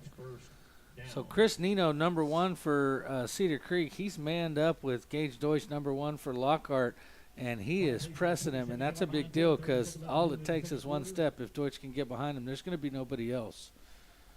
He's not getting any safety help over the top. Also a big height disadvantage there, TD. Yeah, that looks like a mismatch. And Quavon Reese in motion. He'll get the handoff with the jet sweep. Cuts it upfield, and he'll pick up about 6 yards. That'll bring up 2nd out and 4. And good job by number 44, Cedar Creek, Tristan Cornwell, coming off the block of Gonzalez to make a first down saving tackle. And they're going to mark it with a 5-yard run, so that'll be 2nd and 5 coming up. As we see Aiden Scott coming into the ball game as a receiver. Done a fantastic job on the defensive side. And they'll fake the jet sweep to Scott. Rolling to his left side. Intended target was Gage Deutsch and had to throw that one away. Smart move by the quarterback. Yeah, number 17 was sitting on that route. It's a good job by Ashton to put that ball into the turf. So that'll bring up 3rd down and 5. It's a great design play, but 17 just was not fooled by it.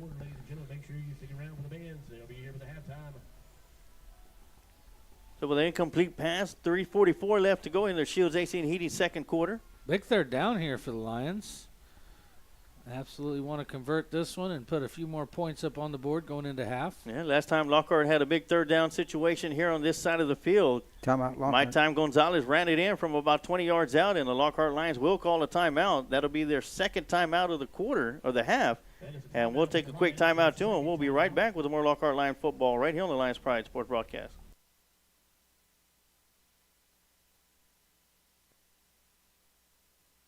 Level? Then join us at Lions Legacy, where our dedicated and experienced coaches provide free group training sessions to help you improve your skills and reach your full potential. We also offer low-cost private and sports-specific training as well. But that's not all. By joining our Legacy program, you'll have access to camps, scholarships, community events, team building exercises, tutoring, and more throughout your school and athletic career. So come be a part of something special and start building your legacy today. Join us at Lions Legacy and let's take your game to the next level. For more info, go to www.lionslegacy.org or call us at 512-200-2005. And we are back from the Lockhart Line timeout as a penalty flag comes right out. They call that against us? That was a false start called against the Lions. And that'll back them up 5 yards. So instead of 3rd down and 5, Lockhart Lions will be looking at a 3rd down and 10. And that's in a completely different place on your play sheet if you're the coach. Repeat the down, it'll be 3rd and 10, 3:44 to go in the 2nd quarter. And last time on 3rd and long, they just gave it to Gonzalez up the middle, and he took it to the house. Yes, he did. Took a couple of Eagles with them at the line of scrimmage as well. This time it'll be Dickens with the keeper going around the right side. Got pressure in the backfield, and he'll be dropped for a sack. And that's number 14 getting home. Number 14 showing his toughness. Great job of getting penetration. That's going to be a 7-yard loss. Came unblocked. Well, and that's quarterback power, so he's not reading anybody. He came unblocked. Someone missed an assignment, or he was able to squeeze through a gap. So that's going to bring up 4th down and 7. Make it 4th down and 6 for the Lockhart, or 16 for the Lions. And we're going for it.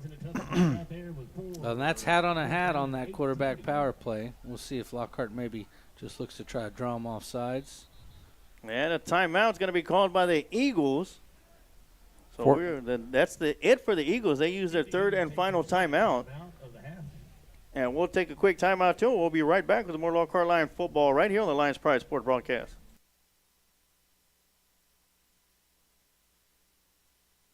Five 2958697. Quantum Towing has been a family-owned business since its inception in 2000. We offer 24-hour towing and recovery services for your vehicle. We also offer a wide range of services such as lockouts, jump starts, tire change, winch outs, and environmental hazard cleanups. We have 4 locations that cover Kyle, San Marcos, Lulin, and Lockhart. Quantum Towing is only a phone call away for all of your towing needs.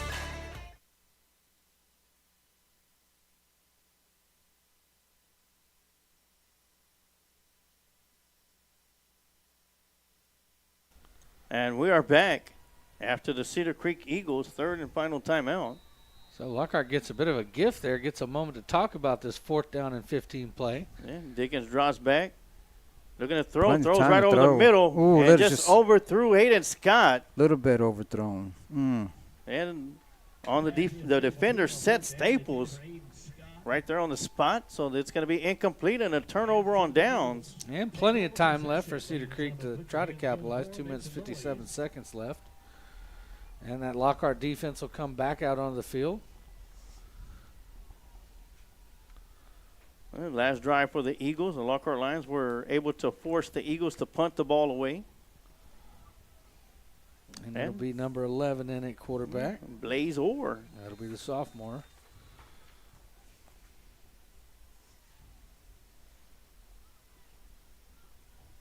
As the Eagles will look towards their sideline to get the play call.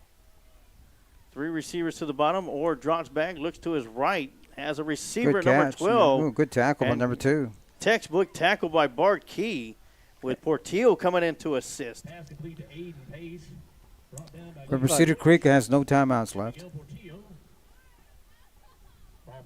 Yeah, he's going to be Aiden Pace with the reception.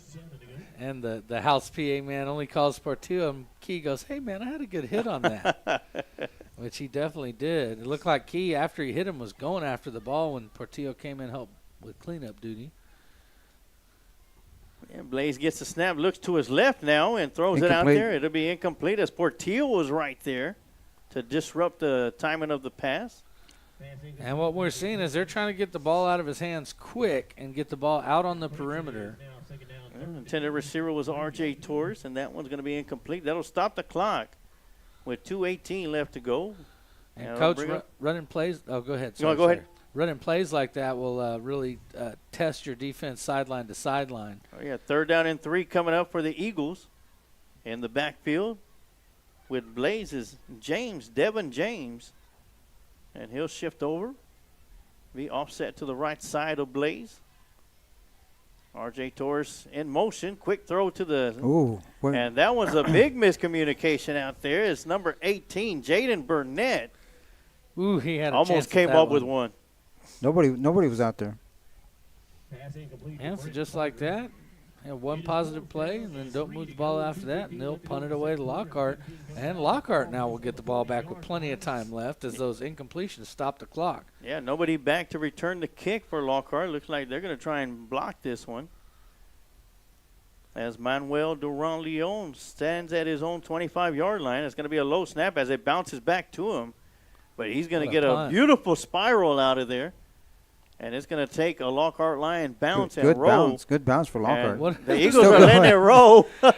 Across the 35 down to the 36. So the Eagles on that one of the players shooing the other ones away, backing up, letting it roll. And after they finally grab it, one of them whacks him on the side of the helmet and says, hey, man, rolling the wrong way. Yeah. Yes. So Lockhart gets 4 or 5 extra yards there by Cedar Creek watching that one roll. And that'll put the ball, it's going to be on the, looks like the 36-yard line. 36, where it'll be first down and 10 and 2 minutes and 2 seconds left to go. 64 yards to pay dirt. Yeah, Lions going to have 2 receivers up top, 1 to the bottom. That's Gage Deutsch all by himself. My Time Gonzalez in the backfield. And quarterback keeper as he goes right up the middle, and he's going to be brought down. Need to hurry up and go. On a great tackle by number 14 for the Eagles. Grant Davis. It's not a first down. Hurry up and go. And Grant Davis has been all over the field for them. I talked about him being small and lined up in front of Big Brady Stevenson earlier, but he's definitely making his presence felt out there. And handoff to My Time Gonzalez going around the right side, breaks off arm tackle, cuts it upfield, picks up the first down. Nifty footwork by Clock Gonzalez. stops, so call the play and let's go. It's going to be down at the 50-yard line. That'll stop the clock momentarily with 90 seconds left to go. Coach, this is an area of the game where we've seen Lockhart bleed a bit too much clock before. Yes. We'll see how they kind of execute their 2-minute here as the clock is running. It's going down. Or it should be. There it goes. A high snap to Dickens. He'll keep it himself. Goes over the right side, and he'll pick up the big first down and more. And he's finally going to be stopped at the 32-yard line. And clock stops now, so we have to hurry up and get lined up and call the play. Minute 16 left to go.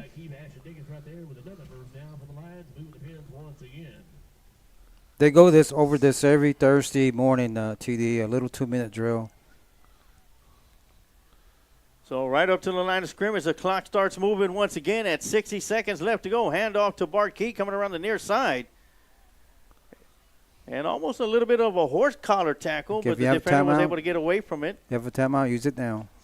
Yeah, clock running under 15 seconds. Lockhart took 10 seconds to get that last play in and the snap off. Looks like they'll go. As we see on the far side, Omar Ocampo's warming up, if needed. Boy, Lockhart taking almost 20 seconds on this one to get the play in and snap off. And they'll hand it off to My Time. He'll cut it up the middle, and he'll get a first down out of it, down to the 16.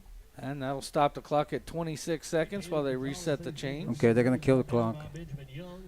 Dickens will look to spike this one. And he does so that'll stop the clock with 22 seconds left to go as the Lockhart Lions are 16 yards away from knocking on the door of 6. And this would be huge, TD and Coach, and the Lockhart Lions put some points on the board because, as I mentioned earlier, Cedar Creek does get the kickoff to start the second half.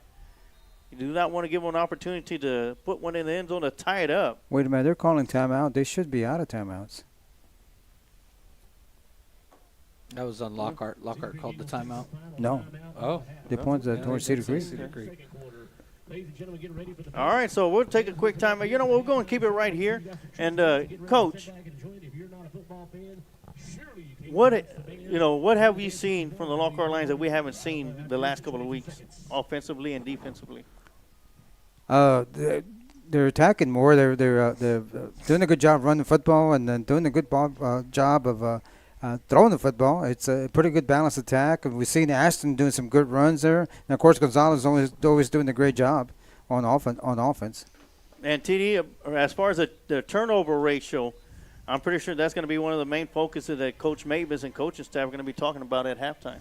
Well, sure, and one of my focuses that I talked on before the game was Lockhart's averaging 35.5 points a game on offense. They're well over halfway there, so doing great by that account. And defense, they've been allowing 42.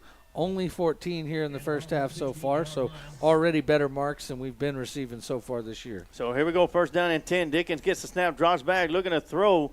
Got the receiver in the clear, and that's going to be Gage Deutsch as it goes in and out of his hands. And that'll stop the clock.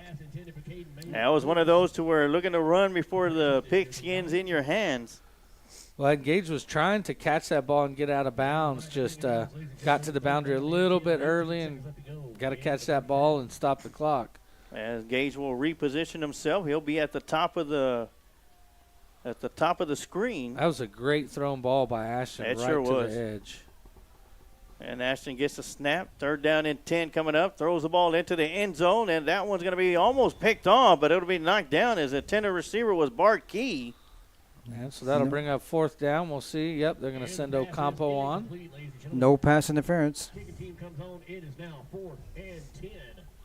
So Ocampo does have the leg to kick it from here. Looks like they're going to be marked at the 23-yard line, so that'll make it a field goal of 33 yards an attempt. Sarge, he was kicking one from 45 the other day in practice. This is a chip shot. Yeah, and he said he's been good for over 50 during practice. So the snap is back to hold us down. The kick is partially blocked, and that's going to be no good. With 9 seconds left to go, the Cedar Creek Eagles will have possibly one play before halftime, and that was big for the Cedar Creek Eagles to come up with that blocked field goal, Coach. Yes, it was. Looked like a sure field goal for us and turned into nothing. All right, so the ball is going to be placed at the 23-yard line. They're going to mark it at the 20. We'll have 9 seconds. They're only down by 7. We'll see if they elect a conservative route to go in and be satisfied with that, or if they try to take a shot. See Trey Brown trying to get the defense fired up here, getting them into their prevent. They keep everything in front of you.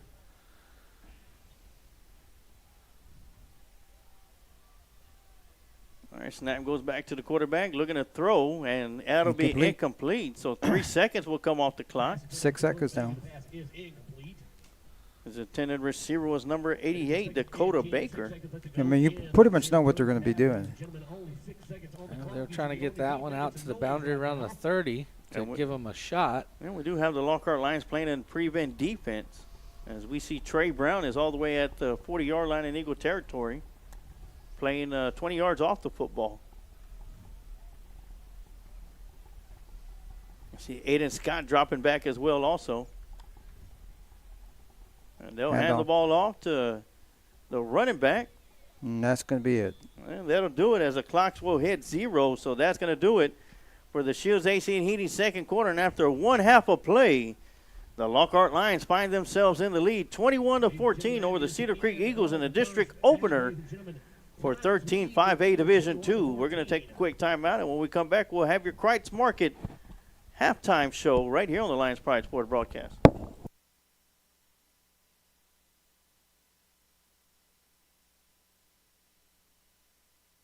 Every bite of Smoke Texas barbecue.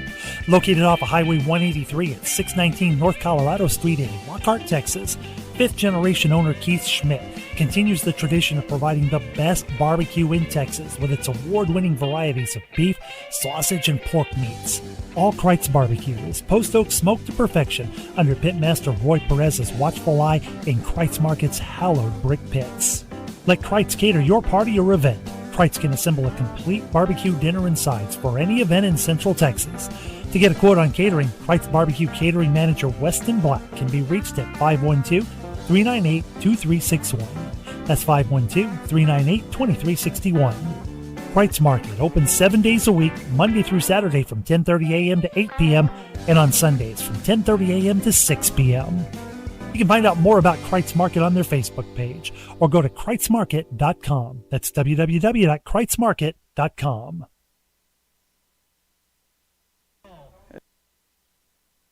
And welcome back to the Kreitz Market halftime show as we get ready for the Lions Roaring Band. But right now, let's take you around district play. At Piper, it is Bastrop Bears 16, Piper Warriors 42 at halftime. At Kerrville-Tybee, it is halftime too. Kerrville-Tybee 17, Liberty Hill Panthers 7. And, of course, here at Bastrop Memorial Stadium is Lockhart Lions 21, Cedar Creek Eagles 14. So we're going to turn off our mic and turn up the crowd mic and let you enjoy the sweet sounds of the Lockhart Lion Roaring Band live from Bastrop Memorial Stadium here on the Kreitz Market halftime show. The Lionettes are under the direction of Mrs. Melissa LeBlanc.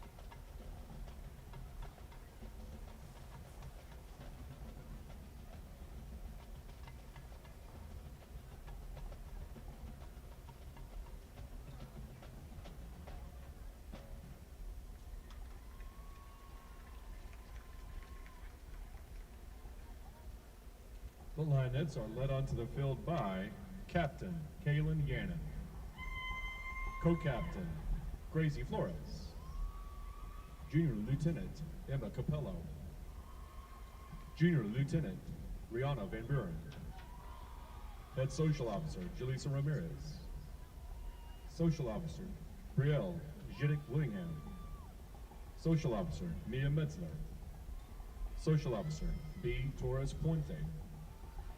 The line of the week is Morgan Cancel. This week, they'll be performing a kick routine to September.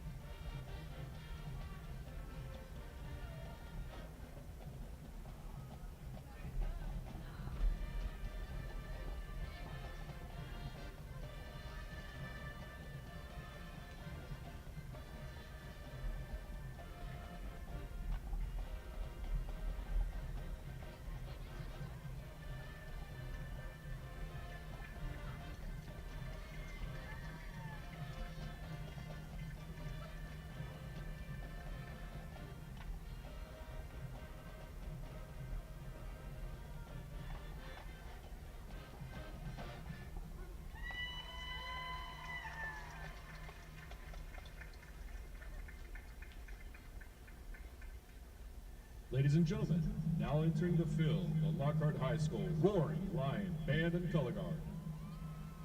The band is under the direction of Mr. James Crowley, Mr. Joseph Gannon, and Mr. Jared Autry. The color guard director is Mr. Sergio Rodriguez.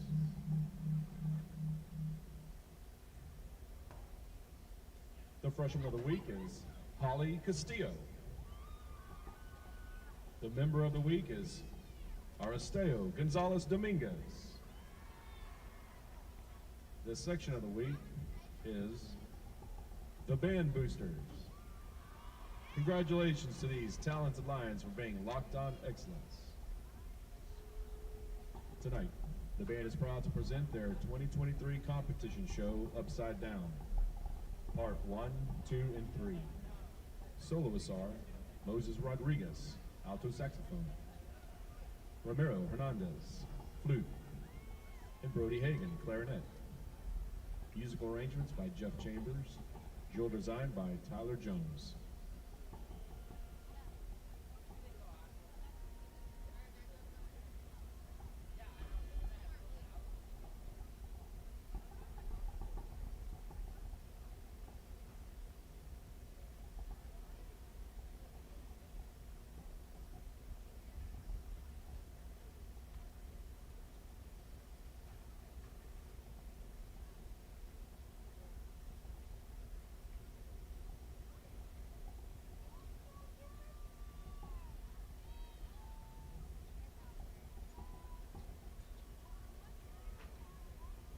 Drum majors, Diana Fernandez and Jackson Owen.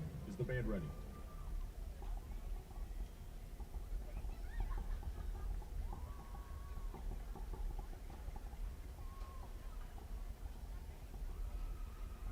Please welcome the 2023-2024 Lockhart High School Roaring Lion Band and Color Guard.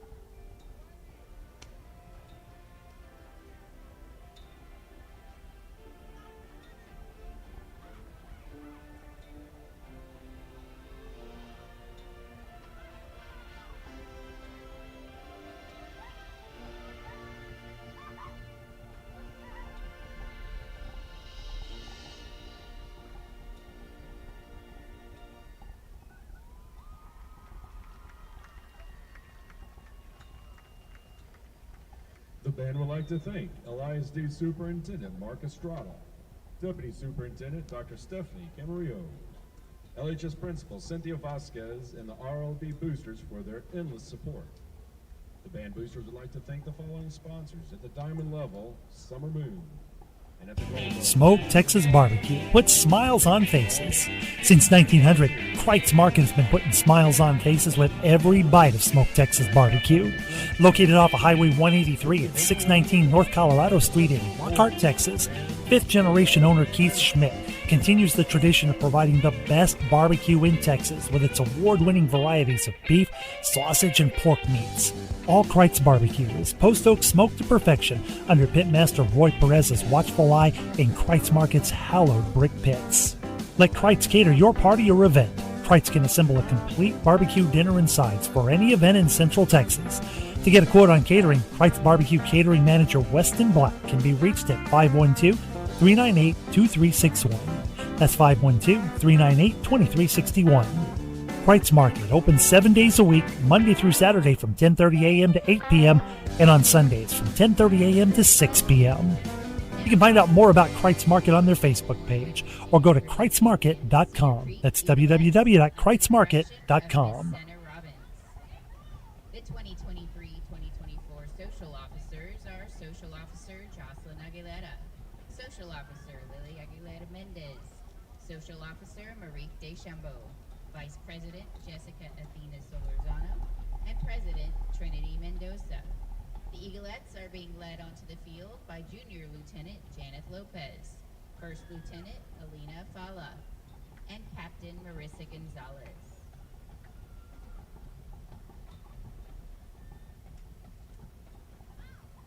Each week, the Eaglettes select members who stand out above the rest in practice. These individuals are hardworking and live by the high standards set forth by the Eaglettes organization. Tonight's Dancer of the Week is Celeste Ridgway. Tonight's Eaglette of the Week is Tatum McCool. And the Officer of the Week is Marissa Gonzalez. Tonight, the Eaglettes and dance clinic participants are going to perform our palm routine to Bang the Drum. Take it away, ladies.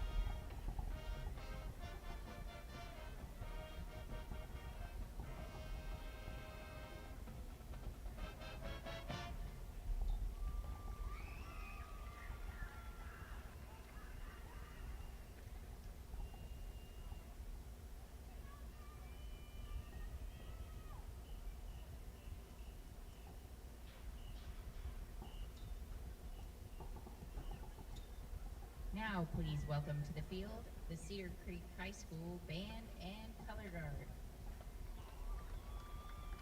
The band would like to congratulate this week's section of the week, the saxophones. The woodwind member of the week is Javier Maldonado. The brass member of the week is Jasmine Cancino. The percussion member of the week is Diego Guajardo. The guard member of the week is Josefina Jaimes.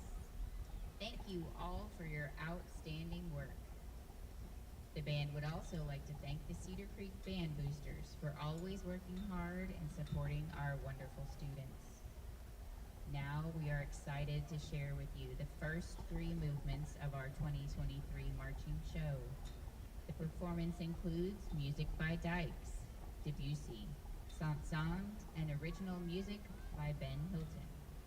Soloists for tonight include Shayla Mendez, Maylin Bailey, Brian Castaneda, Joelle Luna, Sarah Nix, Javier Maldonado, Gabe Cavazos, Ashley Campbell, Elena Sagahan, and Jesse Sanchez. We hope you enjoy Shipwrecked.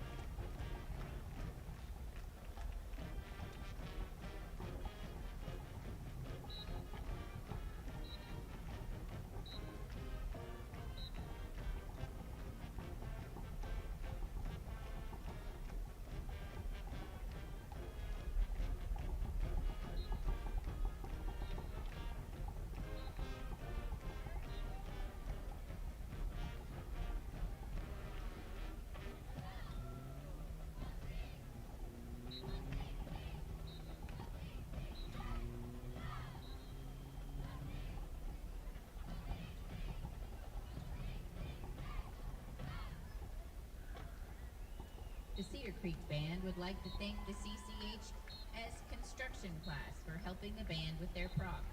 We would also like to thank James Louie for helping transport the band to their first contest tomorrow. Thank you very much. The Cedar Creek Band would like to wish Lockhart the best of luck tomorrow in Seguin.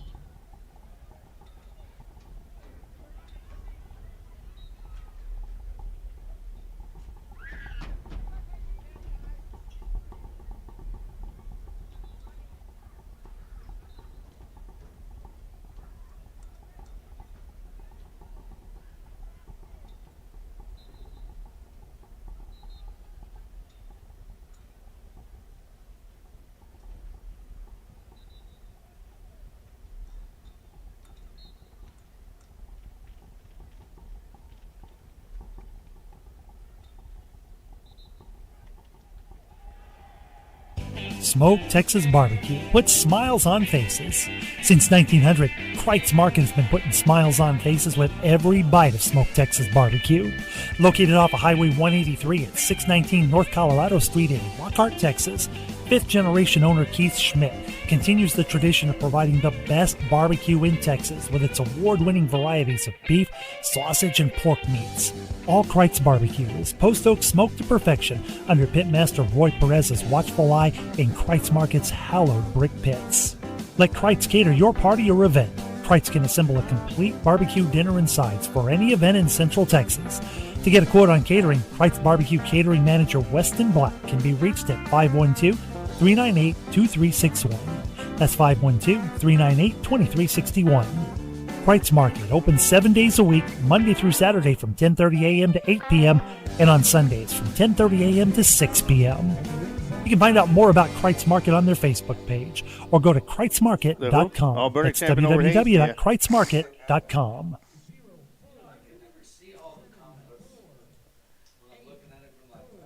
And we are back for the second half of football here in the District 13 5A Division II opener between the Lockhart Lions and the Cedar Creek Eagles, as our Lions are coming out of the tunnel, as well as the Cedar Creek Eagles. At the same time, it is Lockhart Lions 21, Cedar Creek Eagles 14.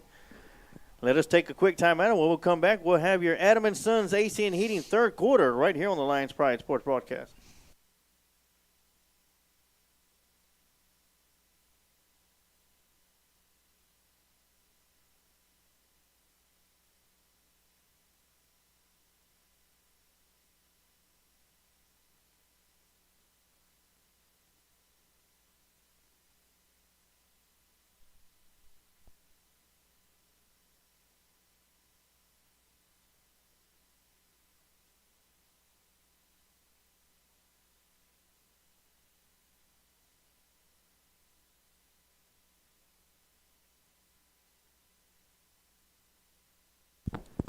And we are back as we're going to be set to start the Adam & Sons AC and Heating third quarter. The Lockhart Lions will be kicking the ball away to the Cedar Creek Eagles.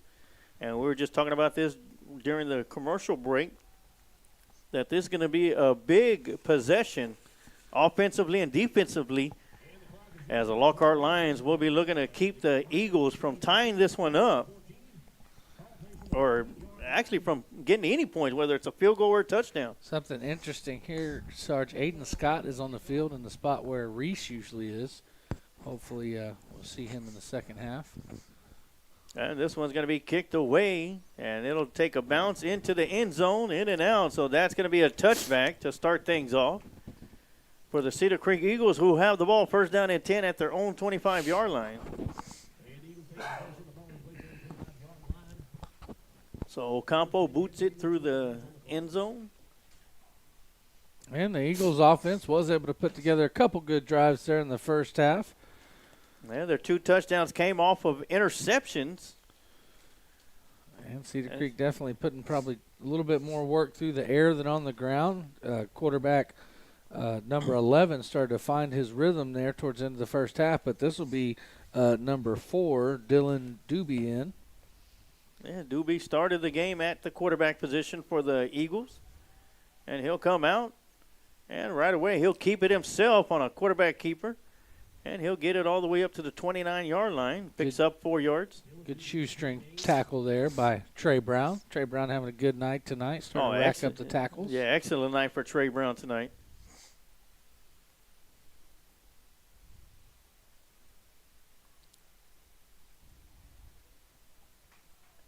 Brings up 2nd and 5 for the Cedar Creek Eagles. He's got the first down. Good tough run by young man. So that'll be Devin James with the run. And it gets it out to the 39-yard. As Coach mentioned, first down for the Lockhart Lions. Cedar Creek. Oh, Cedar Creek. There we go.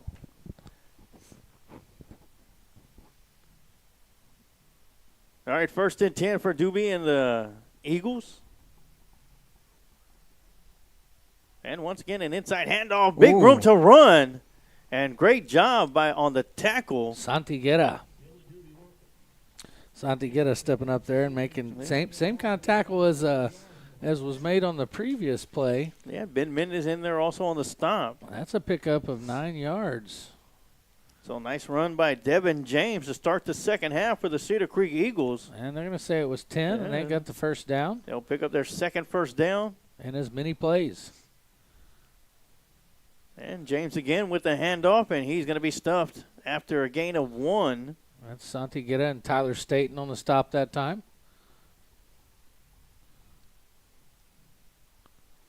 Pick up a 1 yard. Yeah, actually they'll give them 2 yards, Coach, as they get across the 50-yard line to the 49 in line territory. And so they were doing it with the pass in the first half. They come out a lot of heavy dose of run here in the second half, here in the first series. And they'll run it once again. Not much there. And once again, Tyler Staten coming up big. Number 16. As well as Trey Brown. As Devin James will pick up about a half a yard, so that'll bring up 3rd down at about 7.5.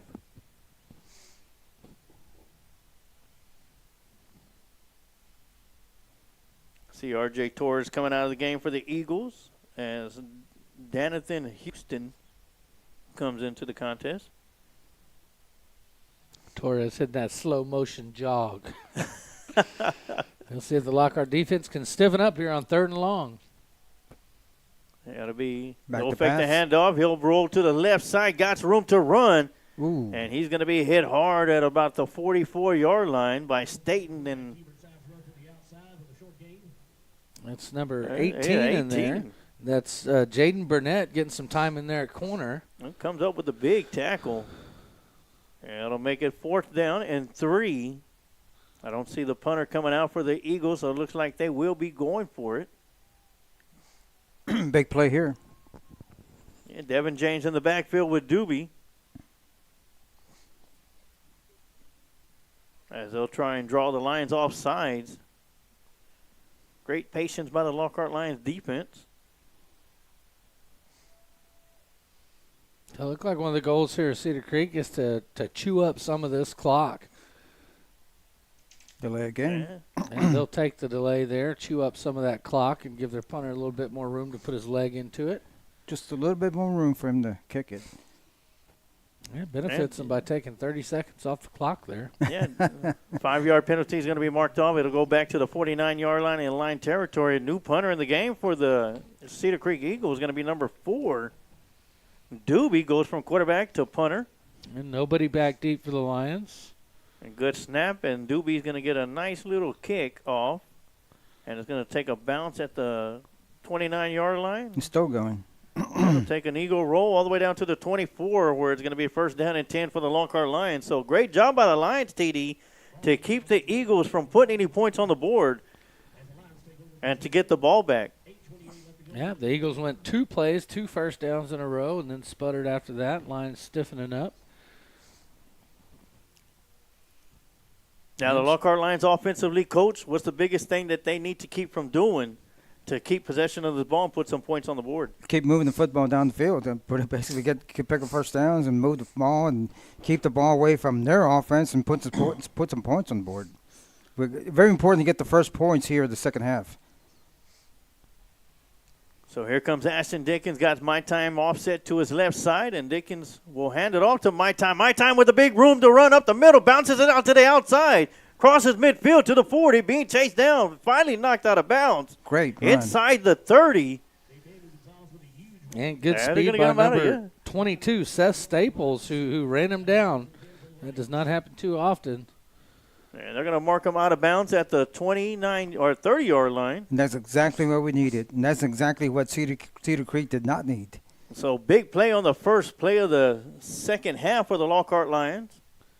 41-yard run there. Big run. So My Time gets it once again, and this time he'll only pick up 3 yards. So that'll do some damage to his average yards per carry. Got a couple players for Cedar Creek coming up slowly there. They stayed in the ball. Well, 44 is coming out. 16's going in for him. So it's going to bring up 2nd down and 7 for the Lockhart Lions. Ball is at the 27-yard line.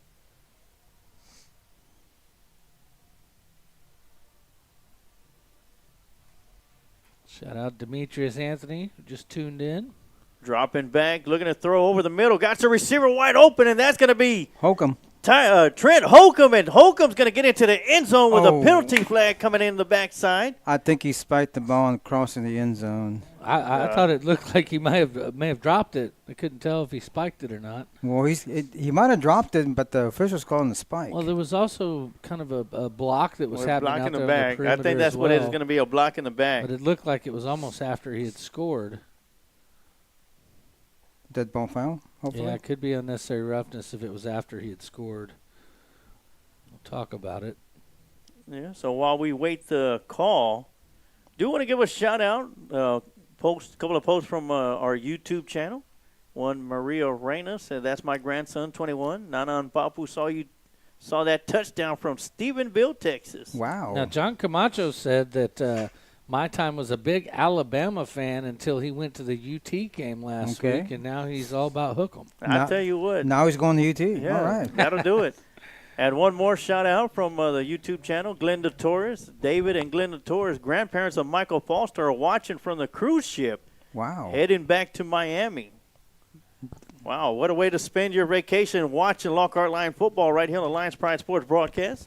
Thank you very much. First down from the 11. Yeah. My Time gets a handoff, bounces around towards the near side, cuts it upfield to run over an Eagle before it's finally going to be brought down inside the 5, where it'll be 2nd down and 2 from the 3. So Lockhart Lions do have an opportunity to pick up the first down inside the 1. But right now the Lions are 3 yards away, knocking on the door. So far, the offensive line for Lockhart's come out and done a great job.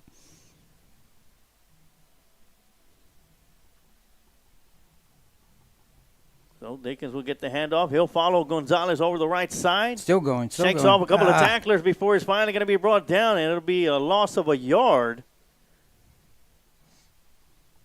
Great pursuit by the Eagle defense out there. They probably knew that Ashton was going to be running this one, and they were prepared for that. And Lockhart can get a first down here without getting in the end zone. They'll have to get the ball down to the 1. And it'll be 3rd down and 3 for the Lockhart Lions. Lockhart got both their tight ends in. And inside handoff to There he Gonzalez, goes. and he'll break into the end zone for Touchdown. 6. And another Lockhart Lion touchdown. And Ross Alexander says, don't tackle Gonzalez, or don't arm tackle Gonzalez. You will come up hurting. And that's exactly what happened right there. They tried to arm tackle him, and he steps right through it. And I know Nana and Papu are happy to see another Lockhart Lion touchdown from My Time Gonzalez from Stephenville, Texas. As Ocampo comes in to kick the extra point. Snap is back to hold us down. The kick is up, and this one is good. So the Lockhart Lions do what needed to be done defensively to get the ball back to the Lockhart Lions, and Ashton Dickens and My Time Gonzalez do the rest from there, following the steps of the offensive line and put 6 on the board. Extra point is good. Lockhart Lions lead 28-14. Here with 6:07 left to go in the Adam & Sons AC Heat third quarter. We're going to take a quick timeout. We'll be right back with some more Lockhart Lion football right here on the Lions Pride Sports broadcast.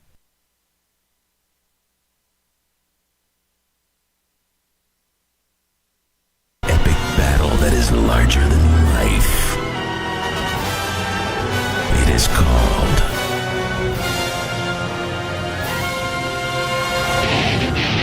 Texas High School Football.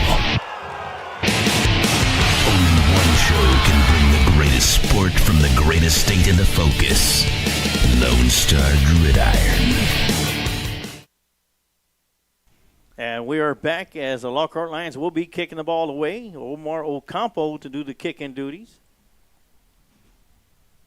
And after the kickoff, we do have a shout out that TD will be handing out. This one's going to be kicked once again into the end zone, and it'll be another touchback for Omar Ocampo. And I want to just say we appreciate everybody who tunes in. And we got a couple folks. I think you'll know this one, Sarge. Connie Navarro says Tommy Navarro's watching with Tommy Navarro from the comfort of their own home. Oh, yeah. Wow. Mommy and Daddy. And then we have Maria Portillo. She's tuning in from Wisconsin to watch number 14, Miguel Portillo. So shout out to you guys. Thanks for tuning in.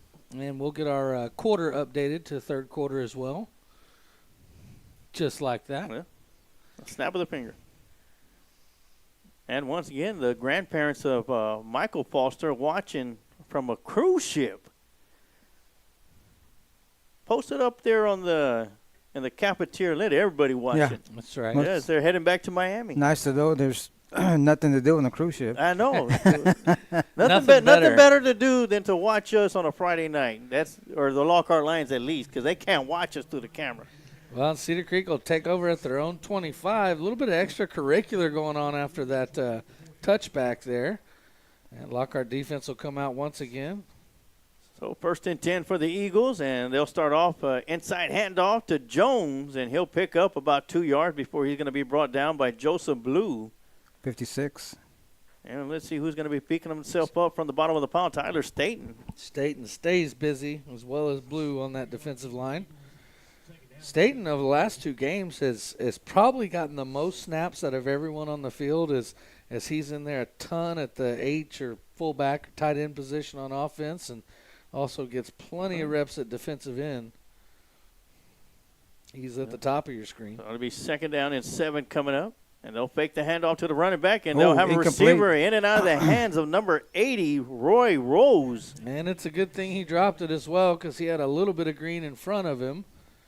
And that'll bring up another 3rd and long for the Eagles. Eagles have had trouble converting on their last 2 series, the last one of the first half and the first one of the second half here on 3rd downs. Another Lockhart line to be mentioned on the front line defensively is Joseph Blue. He's been named the defensive player of the game. The one goal spin is defensive player of the game 2 weeks in a row here on the Lions Pride Sports broadcast. Inside handoff to the running back this time, and he's going to be brought down after a 1-yard gain. Not much there. Good job, Lockhart line defense. Portillo and Edward Mendoza coming up from the bottom of that pile, as well as Zakiah Gathings. I know, TD, we were talking earlier, moving Mendoza to a nose guard. To me, he's really paid off. He's doing a fantastic job there. Well, you think about it, Coach. He's not as big as a nose tackle is or nose guard, but he's quicker than what the center is expecting for a nose guard to be. And the Eagles will be punting the ball away, and this is going to be an end-over-end punt. That's going to take a bounce at the 44, and an Eagle roll all the way down to the 36-yard line. And I tell you what, while we are in this timeout in between, let's go and give some district updates and some area games that we have going on the Beat the Sarge Challenge. Odessa Permian 27, Abilene Cooper Cougars 13. Bastrop Bears 16, San Antonio Piper Warriors. They keep putting San Antonio in front of them, Coach. It's at halftime, 41-16, Warriors all over the Bears. At Bob Shelton Stadium is Bernie Champion Chargers 20, Hayes Hawks 0. At Kerrville Tybee Antlers 24, Liberty Hill Panthers 14. Wow, Tybee up on Liberty Hill. That's a big one. Marble Falls 14, Fredericksburg Battling Billies 14-2. Wow. Marble Falls with the lead. Still going. Dickens with the spin. Got a flag. And a penalty flag coming in from the backside. That's usually in the area of holding. Umpire got on board and threw a flag. Yeah, the Marble Falls and Fredericksburg is a battle of 0-4 teams, so somebody's going to get a win. Somebody's O has got to go. And put I it had that way. the Battling Billies in that one, and looks like our Marble Falls old coach is trying to prove me wrong. Yeah. Land Passes Badgers 7, Wimberley Texans 21. And an always a contested, highly contested football game, Austin Westlake. The Chaps are up at halftime 10-7 over the Lake Travis Cavaliers. And, of course, last week, TD, you went 9-1 on the Beat the Sarge Challenge. Well, and I've only got one that I'm losing right now tonight, so had to close the ground there on Juan Mendoza. He started to get a lead on me. Can't let a Giant fan beat you. That's right. So first down and 20 coming up. Hand off to My Time Gonzalez. And nice patient run by Gonzalez. Not looking to get a whole bunch of it, but always looking to get positive yardage. And he'll pick up about 6, and that'll bring up second down and 14. He gets about half of those penalty yards back from the hold. So Mabus back in there to the game. Hadn't had a whole lot of plays with a cast on his hand, but when he was in there, he definitely let us know. He scored the first touchdown of the game on the reverse from about 19 yards out. He got 2 receivers up top. Dickens gets the snap, drops back, looks to his right, tucks the ball in, and will keep it. Not much there. And he'll get it back to the line of scrimmage, so that'll bring up third down and 14. Big third down here for the Lions. Man, good job on the back end and coverage there by the Cedar Creek Eagles, running with all the Lockhart receivers. Yeah, Felipe Constantine on the tackle for the Cedar Creek Eagles. Well, Cedar Park. Formation that we have not seen yet tonight that the Lions are successful in is that short bunch formation where they put trips close together. Haven't seen that yet tonight. Yeah, Dickens looking to pass, throws it out to Gage Joyce. He'll make the catch, and he'll turn around and cut it upfield and get it out to the 41-yard line. Not enough for the first down. I thought he might have got a little bit further than that. And Coach wastes no time sending the punting unit out onto the field. Yep, holding penalty really hurt us there. It's a pretty good spot on the field for Ocampo to really put his foot into it. Yeah, I guess the only 2 things that's really slowed the Lions down so far tonight is penalties and turnovers. We'll keep an eye on this snap. It's fourth down and 5 coming up. And it's clean.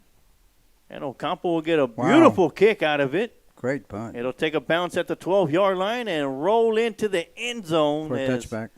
Aiden Scott was unable to come up to it, to down it. So the ball's going to be marked at the 25-yard line, where it'll be first and 10 for the Cedar Creek Eagles. That's a 57-yard punt, 50 yards in the air. Well, and that's from the line of scrimmage. Yes. Another 10 to his foot. He got all of that one. And Anthony Tobias chimes in. If you're a Luling Eagle, want to know about the Luling Eagles tonight? Blanco 27, Luling 7. I thought you were just say no, we don't. No, we love our brethren down there in Luling, even if it smells funny. Yeah. Well, to everybody except for Lulinites. That's right. It smells like money to Lulinites. They're like, what? Yeah. Like you go down there, it's like, what's that smell? Luling residents are like, what smell? Well, my uncle used to always say, we'd say, what's that smell? He'd say, that's money. Yeah, 2 receivers up top, 2 to the bottom. Quick throw out here to the near side. That's going to be incomplete. Way off on that pass. Yeah, intended receiver was Cade Masters. Well, and he was off because he had pressure in his face as Blue was coming, as well as a slew of others.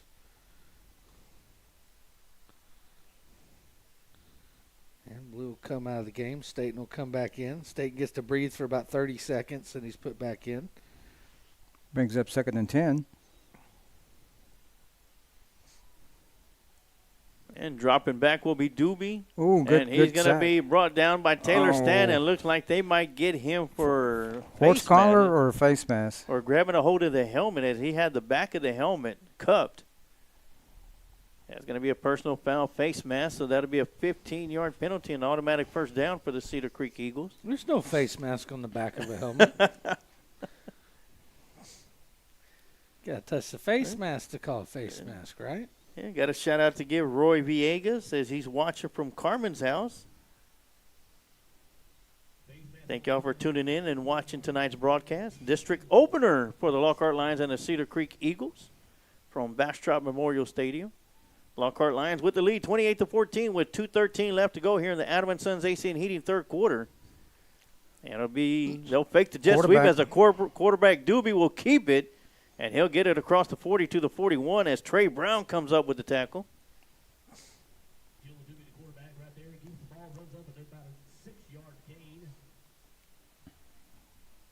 Clock is going.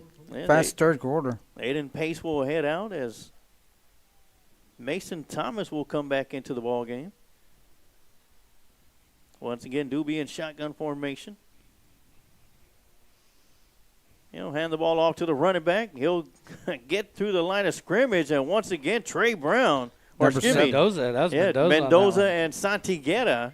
Mendoza getting home from the nose guard position. Playing a great game tonight. Now, if I'm Cedar Creek, I'm gonna start looking for some play action here. The Lockhart secondary is really having no respect for the pass right now, and they're flying up for the run. So 3rd down and 3 coming up. Got to keep honest there on the back end. And they'll hand the ball off to the running back. Going around the left side, he'll pick up the first down. Penalty flag coming around the back side. Got a block of the back. And that'll be the reason for the wide open room for Devin James to run out there. Yeah, Jaden Burnett found himself in the right spot, and he was just about to make the tackle when he got speared in the kidneys. So that's going to be, they're going to call it holding. So they'll mark it back from the 44-yard line. And then it'll go to the 34-yard line. That'll make it 3rd down and 11. Tough break for Cedar Creek. Good break for Lockhart. So Cedar Creek still with number 4 in at quarterback, the junior. And Jeff Young chimes in, says his nephew Trey Brown needs to pick an INT. He does. Would be nice, I talked about that in the pregame. Definitely would be nice. This would be the perfect time. Trey is definitely due for a interception. He's had some great hits and a lot of tackles so far in the game tonight. All right, Doobie drops back, looking over to his left side, throws it over the middle, and he's going to be hit hard. And that's going to be Portillo coming in from the near side. And coming around from the backside, that's 46. Yeah, 46 for the Lockhart Lions. Actually, no, he's. Well, that is 40. That is 46, but they do not have him on the roster. Or is that 45, Michael Foster? That is. It's number 45, Michael Foster. Okay. Getting his in the game for the first time tonight. You know, he had an ankle issue he was dealing with last week. Maybe not snap's going to go back. And the punter will get this one away. It'll take a bounce at the 46-yard line, and it'll roll sideways before it finally rolls to the 40-yard line, where it's going to come to a complete stop. And the Lockhart Lions will have possession once again with 13 seconds left to go here in the Adam & Sons AC and Heated third quarter, where they'll have the ball 1st down and 10 at their own 40-yard line. Sarge, the Cedar Creek Eagles sure do make watching a punt roll till it stops interesting, don't they? Yes, they sure do. They've always got 5 or 6 men around it, paying close special attention to that punt. And what we saw earlier in the game, doesn't matter which way the ball is rolling either. You look for the finer things when you're 0-4. Yes. And you look for better things when you're 1-4 also. Lockhart Lions in great position, leading by 2 scores as Dickens gets the snap, drops back, looking to throw, and that one's going to be low and in the turf. And that's where he had to throw that one. Really a good decision by the quarterback there to put that one into the turf. His intended target was Jordan Frohock. Lockhart did have max protection there. They kept the running back in and kept the tight end into block, so he had plenty of time, but no deep routes down the field. So choose to live to fight another down. So hand off to My Time, coming around the near side. He'll get the edge and chased out of bounds. My number 21. Yeah, out of bounds at the 47-yard line. Man, that's close to the 1st down. Looks like he'll be a couple short. That'll bring up 3rd and 3. Yeah, 3rd and 3. 3 seconds left to go on the clock. Trying to milk out every second here in the Adam & Sons AC in the third quarter, gentlemen.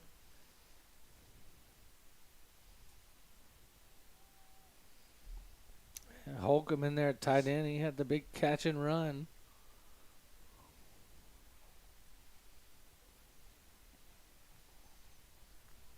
All right, 3rd down and 3 coming up. Inside handoff to Gonzalez, and he'll shoot right through the middle. Picks up the first down, crossing midfield out to the 46-yard line, and that's going to do it for the Adam & Sons AC and Heating 3rd quarter. We're going to take a quick timeout, and we'll be right back with your War Room, War Room Strength Club, 4th and final quarter right here on the Lions Pride Sports broadcast.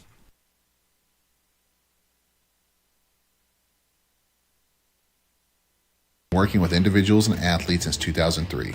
I have mentored and worked under the likes of Mike Graham, Bobby Warren, Charles Alston, and first-generation coaches under Mark Ripito. I am also a former two-sport collegiate athlete. I have worked with everyone from those starting their fitness journeys to athletes in collegiate and elite ranks of athletic performance. My ideology is working functional and fundamental strength while also implementing a proactive injury preventative and/or recovery regimen.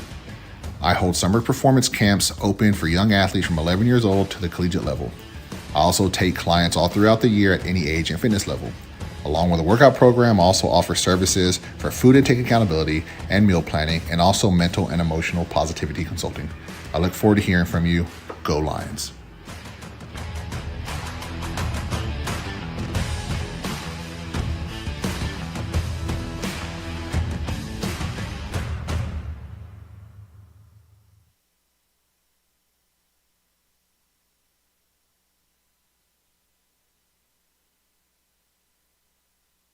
And we are back for the start of the War Room Strength Club, 4th and final quarter. 12 minutes to go to seal this one off as the Lockhart Lions have the ball 1st down and 10 at the Eagle 45-yard line. As the referee's out there talking it up, I want to give a shout-out to a couple of people that are watching. Matthew Kreider, class of 1990, says, "Let's go Lockhart." Let's go Lockhart. There he goes. And inside handoff to Mike Time Gonzalez, and he'll take it up all the way out to the 33-yard line or 37-yard line. He'll be shy of the first down. My Time taking a big hit on the play from number 22, Seth Staples.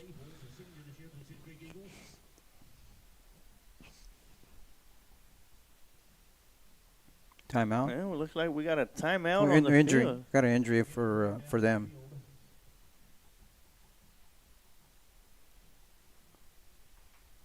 Injury timeout. Of course, Lockhart Lions came into this contest 1-4 on the season. Cedar Creek Eagles 0-4. But right now, Lockhart Lions is 11 minutes and 42 seconds away from picking up district victory number 1 for the 2023 season. And, gentlemen, we talked about it earlier in the pregame show, Christ Market pregame show, on the importance of winning the first game in district to go 1-0. Very important. Yeah, as you mentioned, TD, one loss, you could still get into the playoffs. 2 losses, you could pretty much, work your way into it. But 3 losses put you in a bad situation. And coming out, Lockhart Lions could get a victory tonight and hold on to this lead. It's like, not to change the subject, but NFL, you win the first 2 games, there's a 64% chance you're going to make the playoffs. I like Adrian Castillo's way of thinking. Looking good tonight. If we pull this one out, we can't wash jerseys, socks, and anything else they're wearing before next game. All right, here we go. Gonzalez, big run down the far left side and tiptoes down the sideline, unable to stay in bounds. And, Coach, I'm loving this 2-back set, 2 backs, 1 tight end. They've been bringing Key in, and they've been very successful out of that formation so far tonight. Something that Cedar Creek has not seen. Yep, it's definitely brand new. We may have had 2 backs at maybe 1 or 2 plays on the year before now, and I bet they're up over 10 plays with 21 personnel. And there's going to be first down and goal to go from the 7-yard line. We got a late substitution coming into the game, and that's going to be a timeout called by the Cedar Creek Eagles. Is it just me, or do each of these sides have like 6 timeouts? I feel like we've had so many timeouts in this game so far. It's very frustrating because you call the defense that you want to run, and you're a man short. And you're looking around for him, and he's way on the other side of the bench, and you have to force to use the timeout. I want to give a shout-out. Lockhart EMS is watching the broadcast right now. All right, guys, so, thank you. Yeah, thank you for what y'all do as EMS support, emergency medical services. And hopefully it's been a quiet night for you. Oh, yeah, hopefully it has been a quiet night, and, we appreciate when y'all do have to be called into action, everything that y'all do. Of course, I've had to been a recipient a couple of times as well to be treated by the EMS, and I tell you what, they've always been professional and courteous. Good job, guys. Keep up the great work that y'all do. It's going to be 1st and goal from the 8-yard line for the Lions. Well, still got that 2-back set in there. Yeah, Holcomb in motion to the left side. Bart Key will get the handoff, go around the left side, got blockers in front of him, cuts it upfield, and he's going to be in the end zone for a touchdown. And he took a big hit right at the goal line, but bowled his way forward across and put 6 more on the board for the Lions. And that's going to be Bart Key's first touchdown of the year as well. Awesome. So the Lockhart Lions go up 34-14 as we await the extra point try. Coach, 21, that's my new favorite personnel for the Lions. That 2-back set has been a great offensive set for the Lions today. They're going to look at those percentages and say, yep, we're going back, we're going to run the wishbone. Yeah, once again, Ocampo coming in to kick the extra point. Holcomb the deep snapper, Gage Deutsch the holder. Snap is back, the hold is down, the kick is up, and it is good. So with that, that'll make the score Lockhart Lions 35, Cedar Creek Eagles 14. We're going to take a quick timeout, and we'll be right back with more Lockhart Lion football right here on the Lions Pride Sports Broadcast.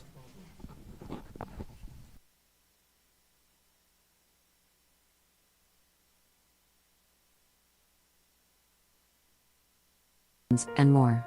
You can have the best of both worlds with our 360 video booth and mini booth mirror. The 360 photo booth is a revolutionary next-level photo booth experience. The revolving camera surrounds attendees, capturing a 360-degree slow-motion movie that your guests will remember forever. Here at Ritchie 360 Photo Booth, this is where moments turn into memories. You can find us on Instagram and Facebook.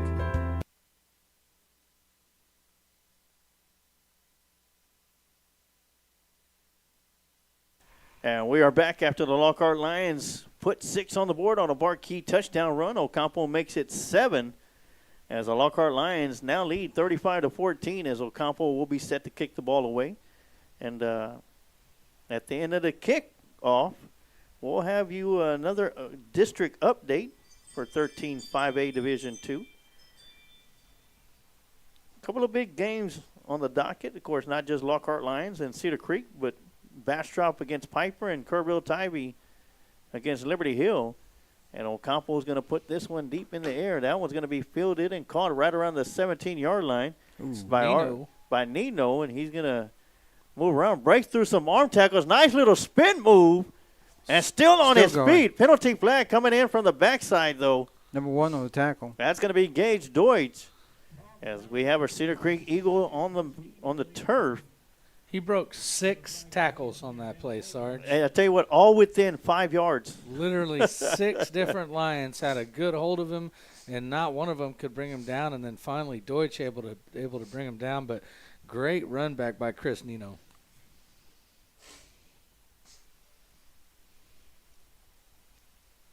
So as we await the penalty marker and see who it's going to go against. It's too many broken tackles. That's what it is. I was going to say something had to be wrong. There's no way he broke 6 tackles, but he sure did. Yeah, all right, with 10:06 left to go in the fourth quarter, it is Piper Warriors 63, Bastrop Bears 22. Ooh.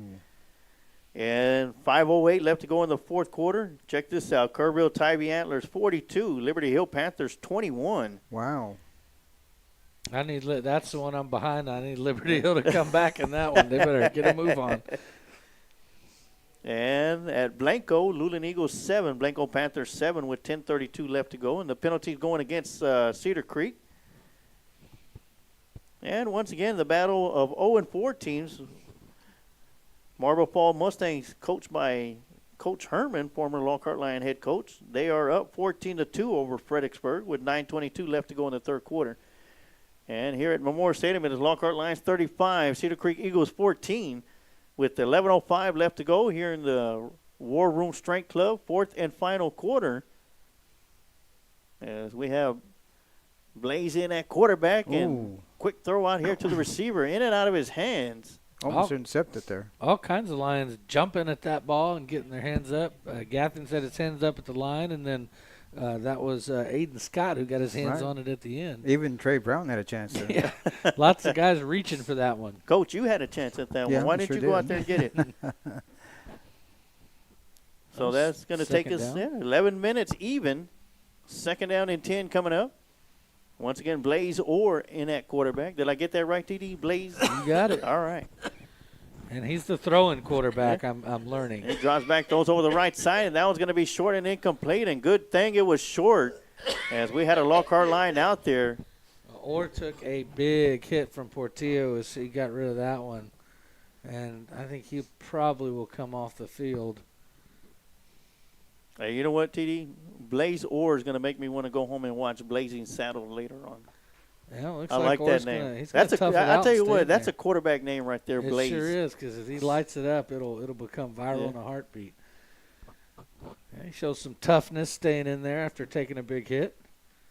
Oh, yeah. Dropping back, looking to throw on a stop and go or in and out. A little bit of miscommunication there.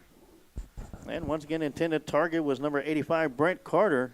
That's right. He ran a stop and go, and it looked like Orr expected him to run the go with no stop. So that's going to bring up 4th down and 10, and the Eagles will be punting the ball away as Doobie will be coming in to punt the ball away. So all the last punts have been kind of on the other end of the field. We'll see if Lockhart maybe elects to put someone back. Yeah, the wind will be at the punter's backside, too. Well, nobody back. A player coming in late for Cedar Creek, and it's going to take an Eagle roll all the way into line territory to the 38-yard line where it's going to come to a complete stop. But there is an offsides penalty. And that's going to be a 46-yard punt. That's their longest of the night. Coach, I probably wouldn't drop him back either. I have their punts written down here. They've gone 36, 33, 38. So until you punt it 45, 50 yards on me, there's no real need to put somebody back. No, because we're getting good field position out of it. So it looks like they're going to mark it all 5 yards, and they'll re-kick. See, the ball was down right around the 39-yard line, if I'm correct. So they'll have to re-punt the ball and see what kind of difference it'll make, pushing them back 5 yards. And they still don't put anybody back. No need. You'll get this ball inside the 50 most likely from what we've seen so far. As long as we don't rough the punter. And they're just playing base defense. And watch your mouth, Coach. There we go. Oh, this one's going to be a beautiful spiral. And it's going to take a bounce at the 46-yard line and roll into line territory. So it'll be a 5-yard difference. The 5-yard penalty gives the Lions a little bit more, about a 5-yard difference from where the ball was at before the penalty was marked off. Yeah, from the 46 to the, from the, actually that's a 10-yard difference. It was at the 36 previously. Okay, then here we go. Not bad. So it'll be 1st down and 10 for the Lockhart Lions. Once again, 10:24 left to go here in the War Room Strength Club, 4th and final quarter. And once again, I want to thank everybody tuning in. Whether you're watching on our Facebook channel or YouTube channel, thank you. Whether you're a Lockhart Lion fan or a Cedar Creek Eagle fan, hope you're enjoying tonight's broadcast. Inside handoff to Gonzalez. And he'll cross the 45-yard line to the 47. It'll be good for a gain of 3. That'll bring up 2nd down and 7.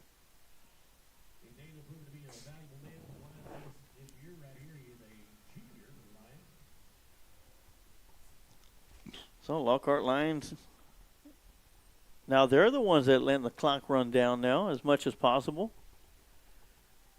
And inside handoff once again to Gonzalez. And he'll pick up another yard. That'll bring up 3rd down and 4, or 3rd down and 6. I think we'll see a heavy dose of my time and maybe Bart Key from here to the finish line. But I would never count it out that Dickens won't keep one himself and take it to the house. So 3rd and 6 coming up. Just under 9.5 left to go.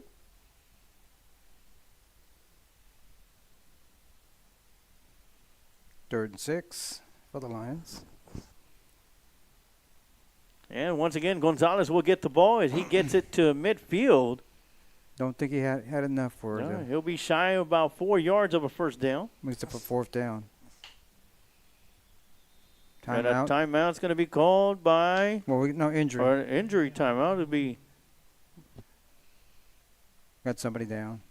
So we'll go and take a quick timeout too, and we'll be right back with more Lockhart Lion football right here on the Lions Pride Sports Broadcast.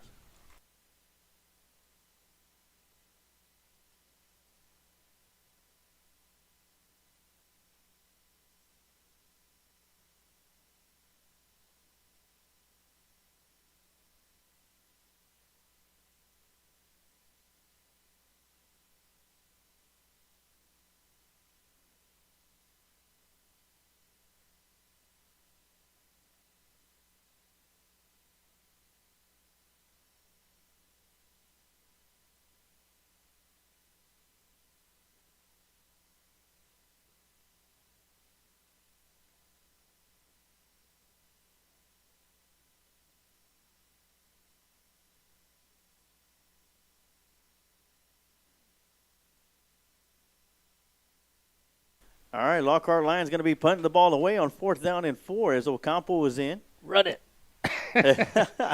And Ocampo will get a nice little high kick. It'll take a Lion roll and almost goes off the backside of an Eagle. Yeah, Bart Key was being blocked by an Eagle there, and you could see where Key saw it, and he's like, yes. Move right here. Yeah, so it'll roll all the way to the 15-yard line where Key will down it, and the Cedar Creek Eagles will have the ball. So long field for the Eagles after all of their drives after the first half have stalled, unable to convert third downs. Lion defense has been quite stiff here in the second half. I also want to let everybody know with 8:39 left to go here in the War Room Strength Club fourth and final quarter, we will have the Kreitz Market postgame show, and then we will have your Kreitz Market offensive players of the game and your One Goes Fitness defensive players of the game. So, Sergeant Coach, I've worked it out for next year, but I didn't tell you. So, with War Room's continued sponsorship next year, what he's going to do is have us three over 3 days a week. Yeah. And we're going to work out in the War Room, and we'll be the strongest broadcast crew there is. We'll be the sorest broadcast crew ever. That'll take a miracle. So, that's going to be a quick throw and a gain of 5 for the Cedar Creek Eagles. I bet Ross could whip us into shape. I don't think it takes senior citizens. I'm already in shape. Brown is a good enough shape for me. His insurance probably doesn't cover the liability that would be needed. Doobie drops back, looking to throw, rolling out to his right, directing his receivers. Ooh, he's sacked. And he's going to be dropped for a sack in the backfield. Gaffins has that one-hand strength that if he gets to you and gets that hand on you, he's not going to let go. It was a Gathings and Straighten on the tackle. It's interesting. It looked like they tackled him a bit further back. Okay, there we go. There we go, yeah. Thinking, man, they're being generous. So another 3rd down and long for the Eagles. 3rd and 8 coming up. Had real trouble converting these. Had some errant passes.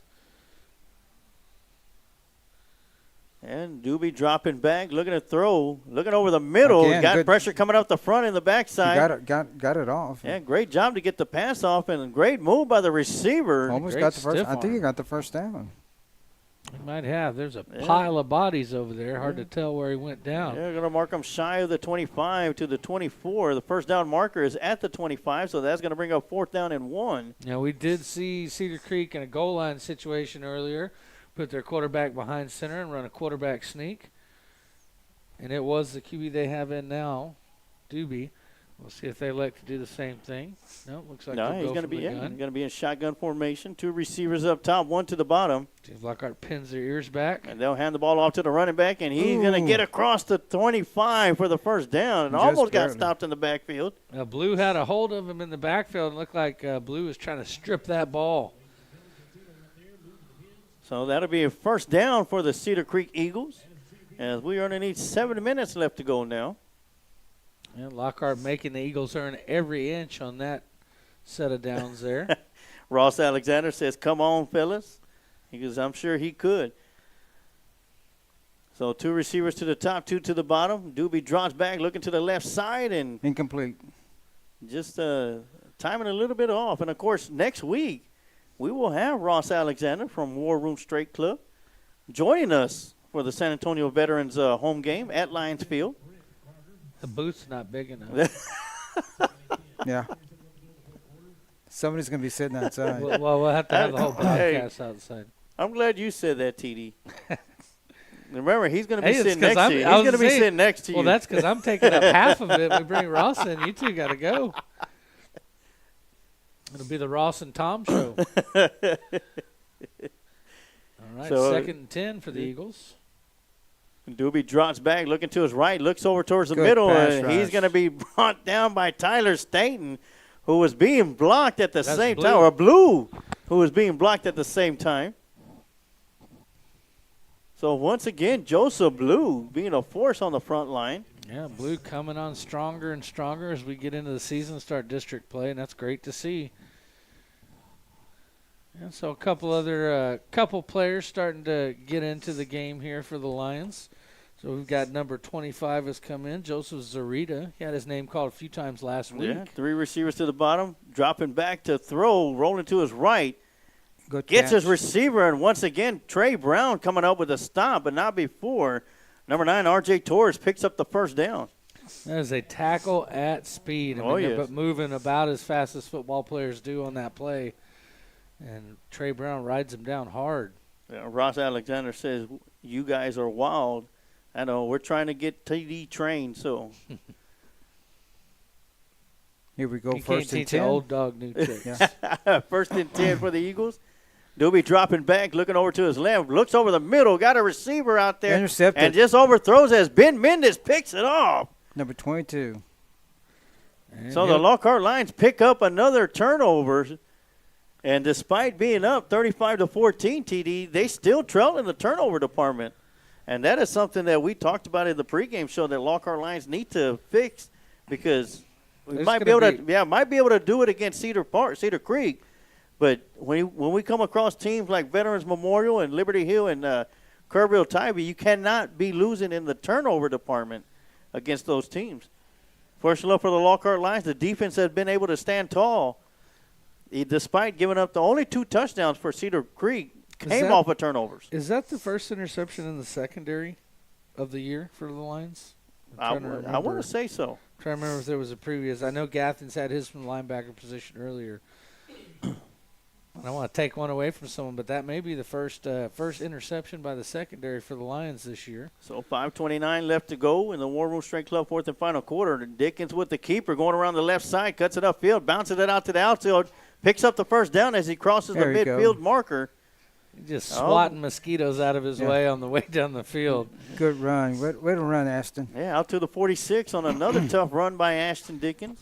Number 13 just took the brunt of Mr. Dickens there. Yeah, Ashton Dickens, another product of the War Room Strength Club, as well as My Time Gonzalez and several of the Lockhart Lions. Of course, we'll hear all about it next week with Ross Alexander, as he'll be joining us in the booth. As My Time gets a handoff, brings it around the right side, cuts it up, and he'll get it down to the 41-yard line for a 5-yard gain.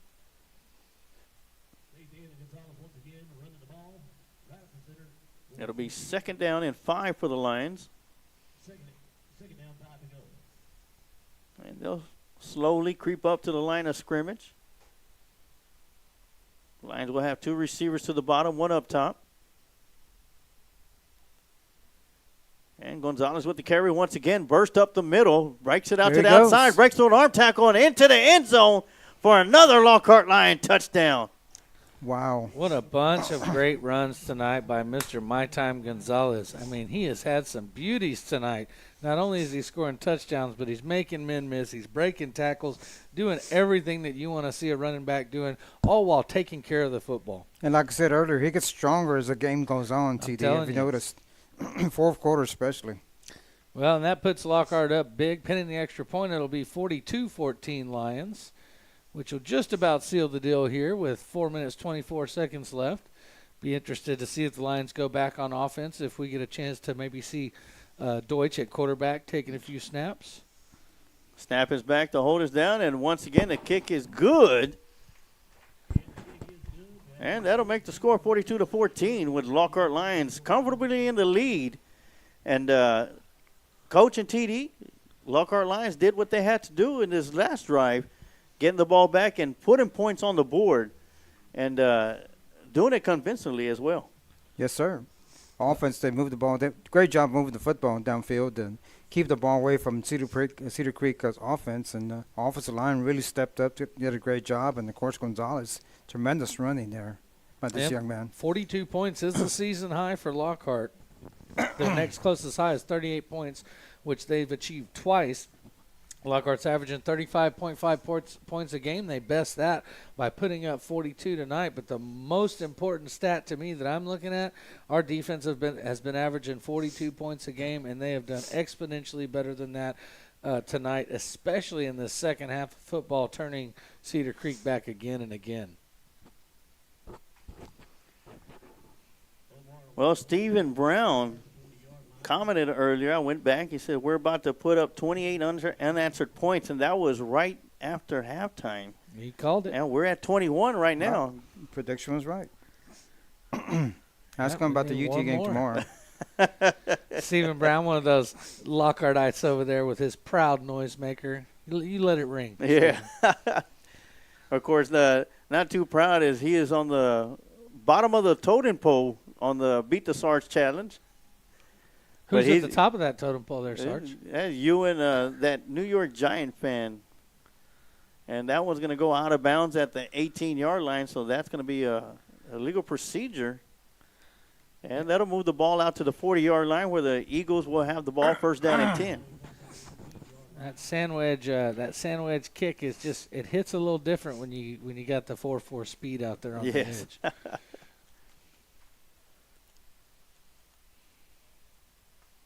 And so that stingy Lockhart defense will come out. We'll read off a couple players getting in the game here. Julian White's coming in at linebacker.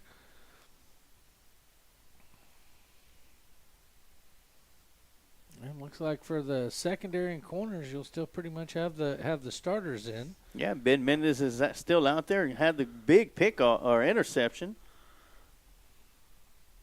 to give the Lions the ball back. And, of course, the Lockhart Lions do what they've been doing all game long, is driving the ball down the field and putting it into the end zone as My Time Gonzalez caps it off. Actually, it's going to be first down and 10 at the 30-yard line for the Eagles. And they'll elect to have the ball on the far hash mark. Yeah, 4:24 left to go here in the War Room Strength Club, fourth and final quarter. Cedar Creek Eagles have three receivers to the near side, one up top. Quick throw out there to the receiver who will make the catch. And he'll be brought down by a couple of Lions on the far sideline. Looks like Gathens was there, as well as Foster coming all the way across the field to help push him out of bounds. So it'll be 2nd and 5 for the Eagles, and it'll be marked at the 35-yard line. Same formation for the Eagles. Doobie is in the backfield in shotgun formation. And dropping back, looking to throw it, tucks it in, and he'll be running it for the first down as the linemen give him the big push. And the whistle will be blown. They're going to mark him down at the 40. Still going to be good for a first down. Clock is moving. Quarterback keeper Dylan Doobie runs the ball. Ladies and gentlemen, that's good enough for a first down for the Eagles. I'm not sure who the house PA guy is for Cedar Creek, but he does a great job. Got a great voice. Not as great as our own Rob Ortiz. First down and 10 from the 40 for the Eagles. Signs of life. Yeah, inside handoff to the running back. Oh, good tackle on number 5 for the Lions. Aiden Scott coming up with the stop on number 7, Isaiah Cancino, coming in to get some action for the Cedar Creek Eagles. And Zarita coming back into the game. Gives Gathens some release as Gathens will head to the sideline. And they'll probably take his helmet away from him and let him know that he's done for the night.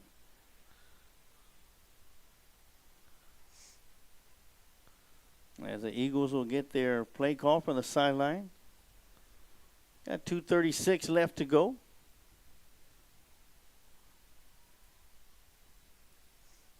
And dropping back, looks over here towards the near side, throwing deep. And just overthrows his intended receiver, number 9, R.J. Torres. Good coverage by number 2. Bart Key with the coverage.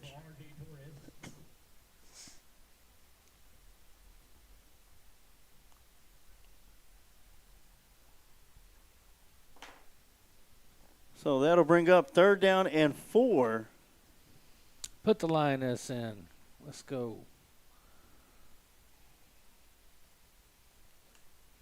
Of course, talking about the Lioness, number 52, Victoria Morales, was the first female to play in a football game for the Lockhart Lions, and also the first female to play in a playoff game last year. Good tackle. And great job by the Lockhart Lions defensive line. That's going to be Zurita coming right in to make the stop along with Santi Guerra. Good job by both the linebackers. Yeah, it's going to be short of the first down by 2 yards. 4th and 2 as the Eagles will be going for it.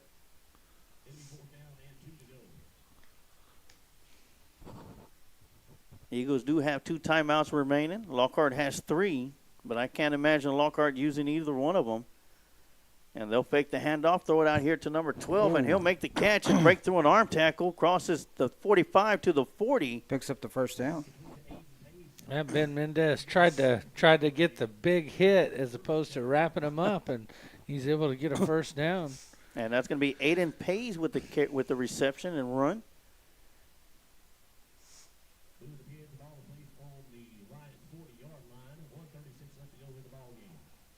And while they are moving it, no real hurry from Cedar Creek here. They're just playing for a little bit of pride. Yeah, inside handoff to they're going to fake the handoff. Nice fake by Doobie. Passes out of bounds. Number 7, Isaiah Cancino also did a great job faking that ball as well. He carried out his fake 10 yards down the field. And that incomplete pass will stop the clock with 1:20 left to go. And once again, I want to remind everybody at the conclusion of the game, we will have your Kreitz Market post-game show. We'll give you our thoughts about the game and let you know who the Kreitz Market offensive player of the game and who your One Goes Fitness defensive players of the game will be right here on the Lions Pride Sports broadcast. Junior Cade Maris in the game. Oh, wide open receiver. Pays with the reception, and Barkey with the tackle inbounds. First down for the Cedar Creek offense. So the Eagles looking to put their first points on the board. That doesn't come off of Lockhart Lion turnover. As they have the ball inside the red zone area for their only 3rd time today, gentlemen. Says a lot for the Lockhart Lions defensively, doing an excellent job this evening.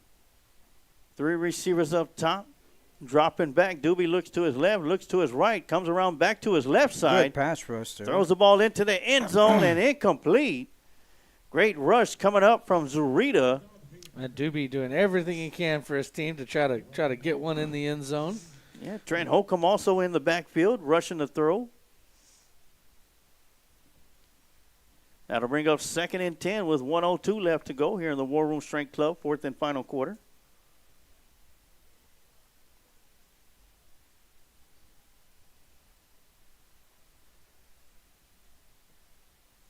Back to pass. Yeah. Dropping back, looking over to his right, throws out, got the receiver just in and out of his hands.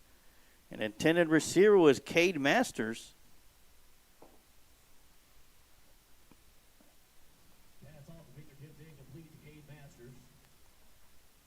So that'll stop the clock with 57 seconds left. 3rd down and 10 coming up.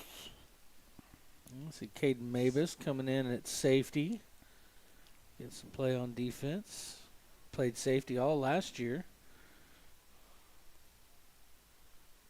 Man in motion for the Eagles. Throwing towards the right side. Got the receiver in the ball. end zone. Jump ball, no good. And good coverage there by Josue Osorio to bring up 4th down. That was a great throw by Doobie, but even greater play by Josue Osorio to come up with that one. 4th down for the Eagles. And under a minute left on the clock. All right, we'll get there, gentlemen. We'll get there. 51 seconds left to go. Dropping back, throwing over the middle, and that one's going to be incomplete as a penalty flag comes in late. Yes, way late. I don't think that ball was catchable either. But they'll give them a first down.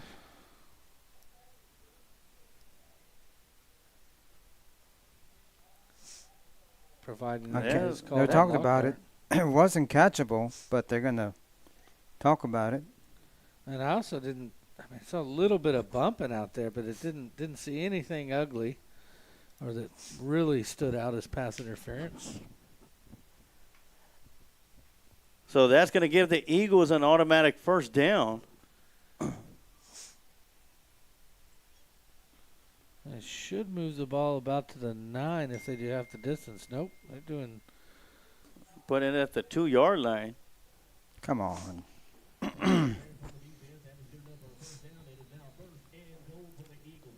All right, first down and go for the Eagles from the 2-yard line. Are they going to run that bunch set that they did that scored their first touchdown? And Doobie will be in shotgun formation. 2 receivers to the bottom, 1 up top. Man in motion. They'll fake the jet sweep. They'll throw it out to the right side to a wide open Number 10. Mason Thomas for the touchdown. Man, busted coverage on that one as nobody was home on that side of the field for the Lions. And in coverage out there was Josue Osorio, and I liked what I saw from Trey Brown. Went out there and talked to him and told him, hey, it's all you good. know, gave him a little confidence. Going for 2. Looks like they're missing somebody. No, they're going to kick it, but they're missing 2 players. Yeah, missing a lineman down there. So Manuel Duron Leon will come in to kick the extra point. The snap is down. The hold is no good. Ooh. And great job by number 23, Josue Osorio, to come in and make sure that that extra point try was no good. So 41 seconds left to go. Cedar Creek Eagles will be kicking the ball away, gentlemen.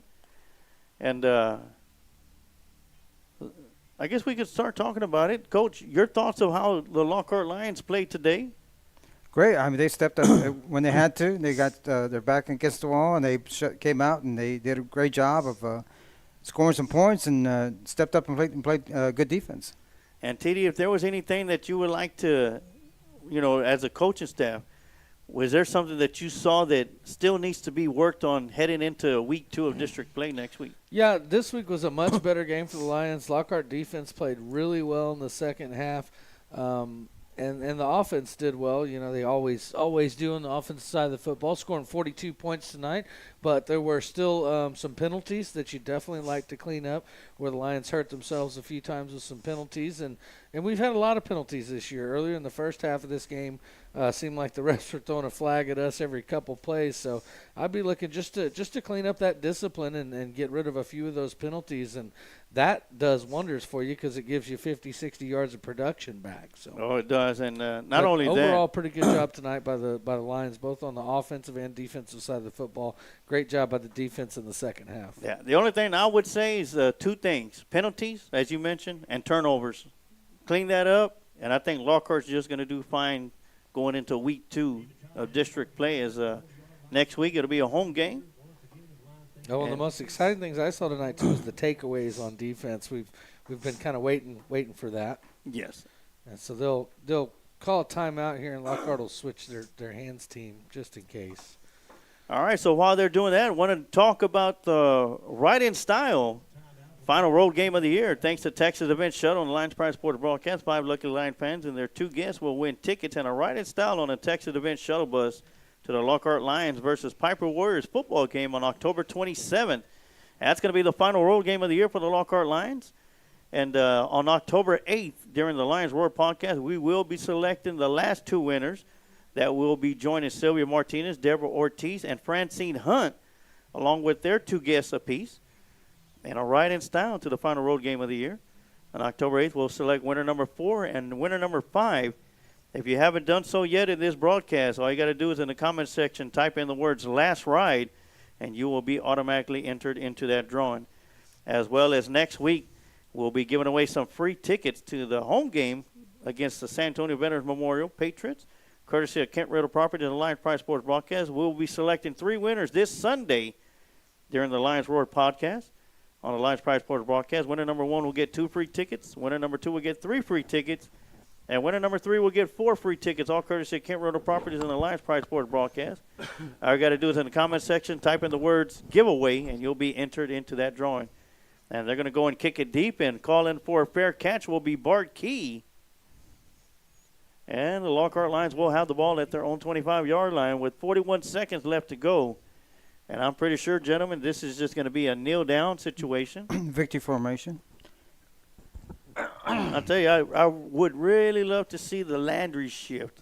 I'm going to have to talk to Coach Mavis and see if we can get the Landry shift out here. I don't think Coach Mavis even knows who guys, he's only 45 years old. He probably doesn't even remember who Tom Landry is.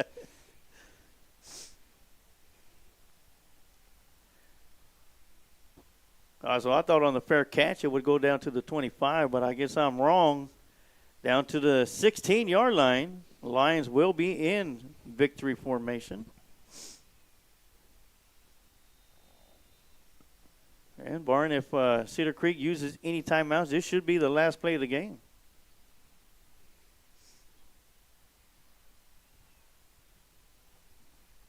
Here we go. And Diggins will get the snap, and he'll take the knee at the 12-yard line.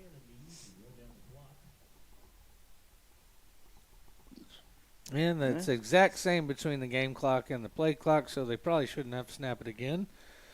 But there's a little unsurety about it because there's like maybe a hair difference between the two. They look pretty on sync. Well, it looks like that's going to be it. The Lockhart Lions going to be heading to the sideline, and they'll be lining up at the 50-yard line. As we're underneath 10 seconds, the Lockhart Lions are going to start district play 1-0 in 13 5A Division II. And that's the start the Lions had to have, as it does not get easier from here. Next week, Lockhart's has San Antonio Veterans Memorial coming into our house. Oh, yeah. We're going to take a quick timeout, and we'll be right back with your Kreitz Market post-game show right here on the Lions Pride Sports broadcast. Smoke Texas Barbecue puts smiles on faces. Since 1900, Kreitz Market has been putting smiles on faces with every bite of Smoke Texas Barbecue. Located off of Highway 183 at 619 North Colorado Street in Lockhart, Texas, fifth-generation owner Keith Schmidt continues the tradition of providing the best barbecue in Texas with its award-winning varieties of beef, sausage, and pork meats.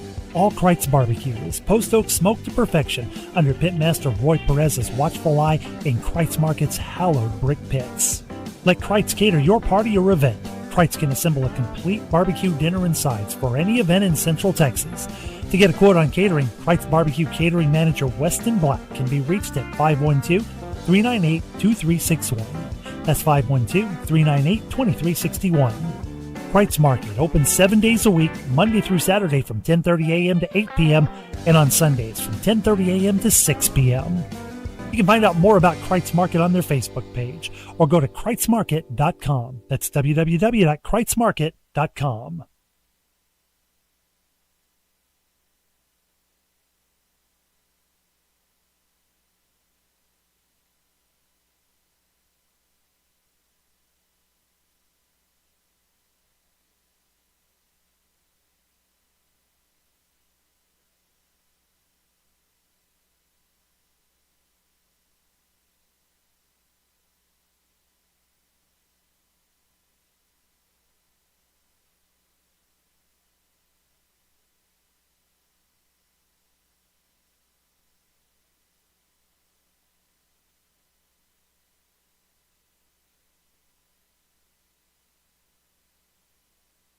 Tough. And we are back for the Kreitz Market post-game show right here on the Lions Pride Sports broadcast. And the Lions come out with a victory, 42-14 over the Cedar Creek Eagles. And district action as the Eagles will drop to 0-1. Let me get this fixed up. And let's go ahead real quick, TD, and let's get to the Kreitz Market offensive player of the game. Well, I think, Ray Charles could call this one. That's going to be Mr. My Time, Nathaniel Gonzalez. Another big game tonight, coming on stronger and stronger as we get through the year. Coach, your thoughts on Mr. Gonzalez and the offense's performance tonight? Of course, Mr. Gonzalez always has a great game. Always comes to play, does a good job during the week, getting ready for the opponent. And I tell you what, he really showed up tonight, did a great job running football. And as we said earlier, the game goes on, he gets stronger. And congratulations, young man. Did a great job tonight running football. My time, Gonzalez. Oh, yeah. So and the one ghost on defense, who's that going to be, Sarge? Yeah, your one Ghost Fitness defensive player of the game. We're going to go to number 14, Portillo, and number 33, Trey Brown. And did a fantastic job defensively. Coach, your thoughts on the two guys for the Portillo and Brown for the Kreitz Market defensive players of the game? Or one Ghost Fitness defensive player of the game. Portillo, as the whole game on defense, it was all over the field. Did a good job of tackling and doing his job, and just had a tremendous game. Congratulations, young man. And Trey Brown, what can you say? He's the leader on defense and did a great job on defense. Played a great game and was also all over the field making numerous tackles and it pretty much ended on every play. Congratulations, Trey. You did a great job, and good luck next week. And Trey Brown, he dealt some punishment out tonight. Yes, he big did. Hits. Okay, gentlemen, will the Lockhart Lions get the all-important first win in district play? And we talked about the importance of that, as TD mentioned in the Kreitz Market pregame show. But we are here, and the Lockhart Lions are 1-0 in district play. Y'all's thoughts of how today's game went? I think it went about as good as it could for the Lions. As we talked about, a couple penalties that we'd like to clean up. And then also that defense has got to come out and play strong from the beginning. They played really good in the second half here tonight, but there was a couple holes in the defense early on that Cedar Creek was able to exploit. And really they had their best first half of football offensively tonight. So continued improvement, I think. And I think Coach will probably be looking for the same thing this week. He'll say we did a great job, but we have to continue to improve because next week we've got a tough customer with the district preseason offensive player for the district, I believe, is Peoples, the running back. And I believe he's being hampered by a hamstring injury, Yeah, so I don't think there's no telling if he's going to be back or not. I don't think he's back yet, but we'll see. It's a big, important district game for both of us. It is, and we'll go through the district roundup. We'll complete it for the night. Of course, here at Memorial Stadium, Lockhart Lions 42, Bastrop Cedar Creek 21. 21. And it is a final. Kerrville Tybee Antlers 34, Liberty Hill Panthers 28. Almost came back. Yeah. And at Piper Warrior Stadium, Piper Warriors all over the Bears 63-22. And it's a final for the Luling Eagles as well. Blanco Panthers 49, Luling Eagles 7. And the battle of 0-4s, former coach of the Lockhart Lions, Coach Herman's Marble Fall Mustangs get their first win of the year and defeat the Fredericksburg Battling Billies 14-9.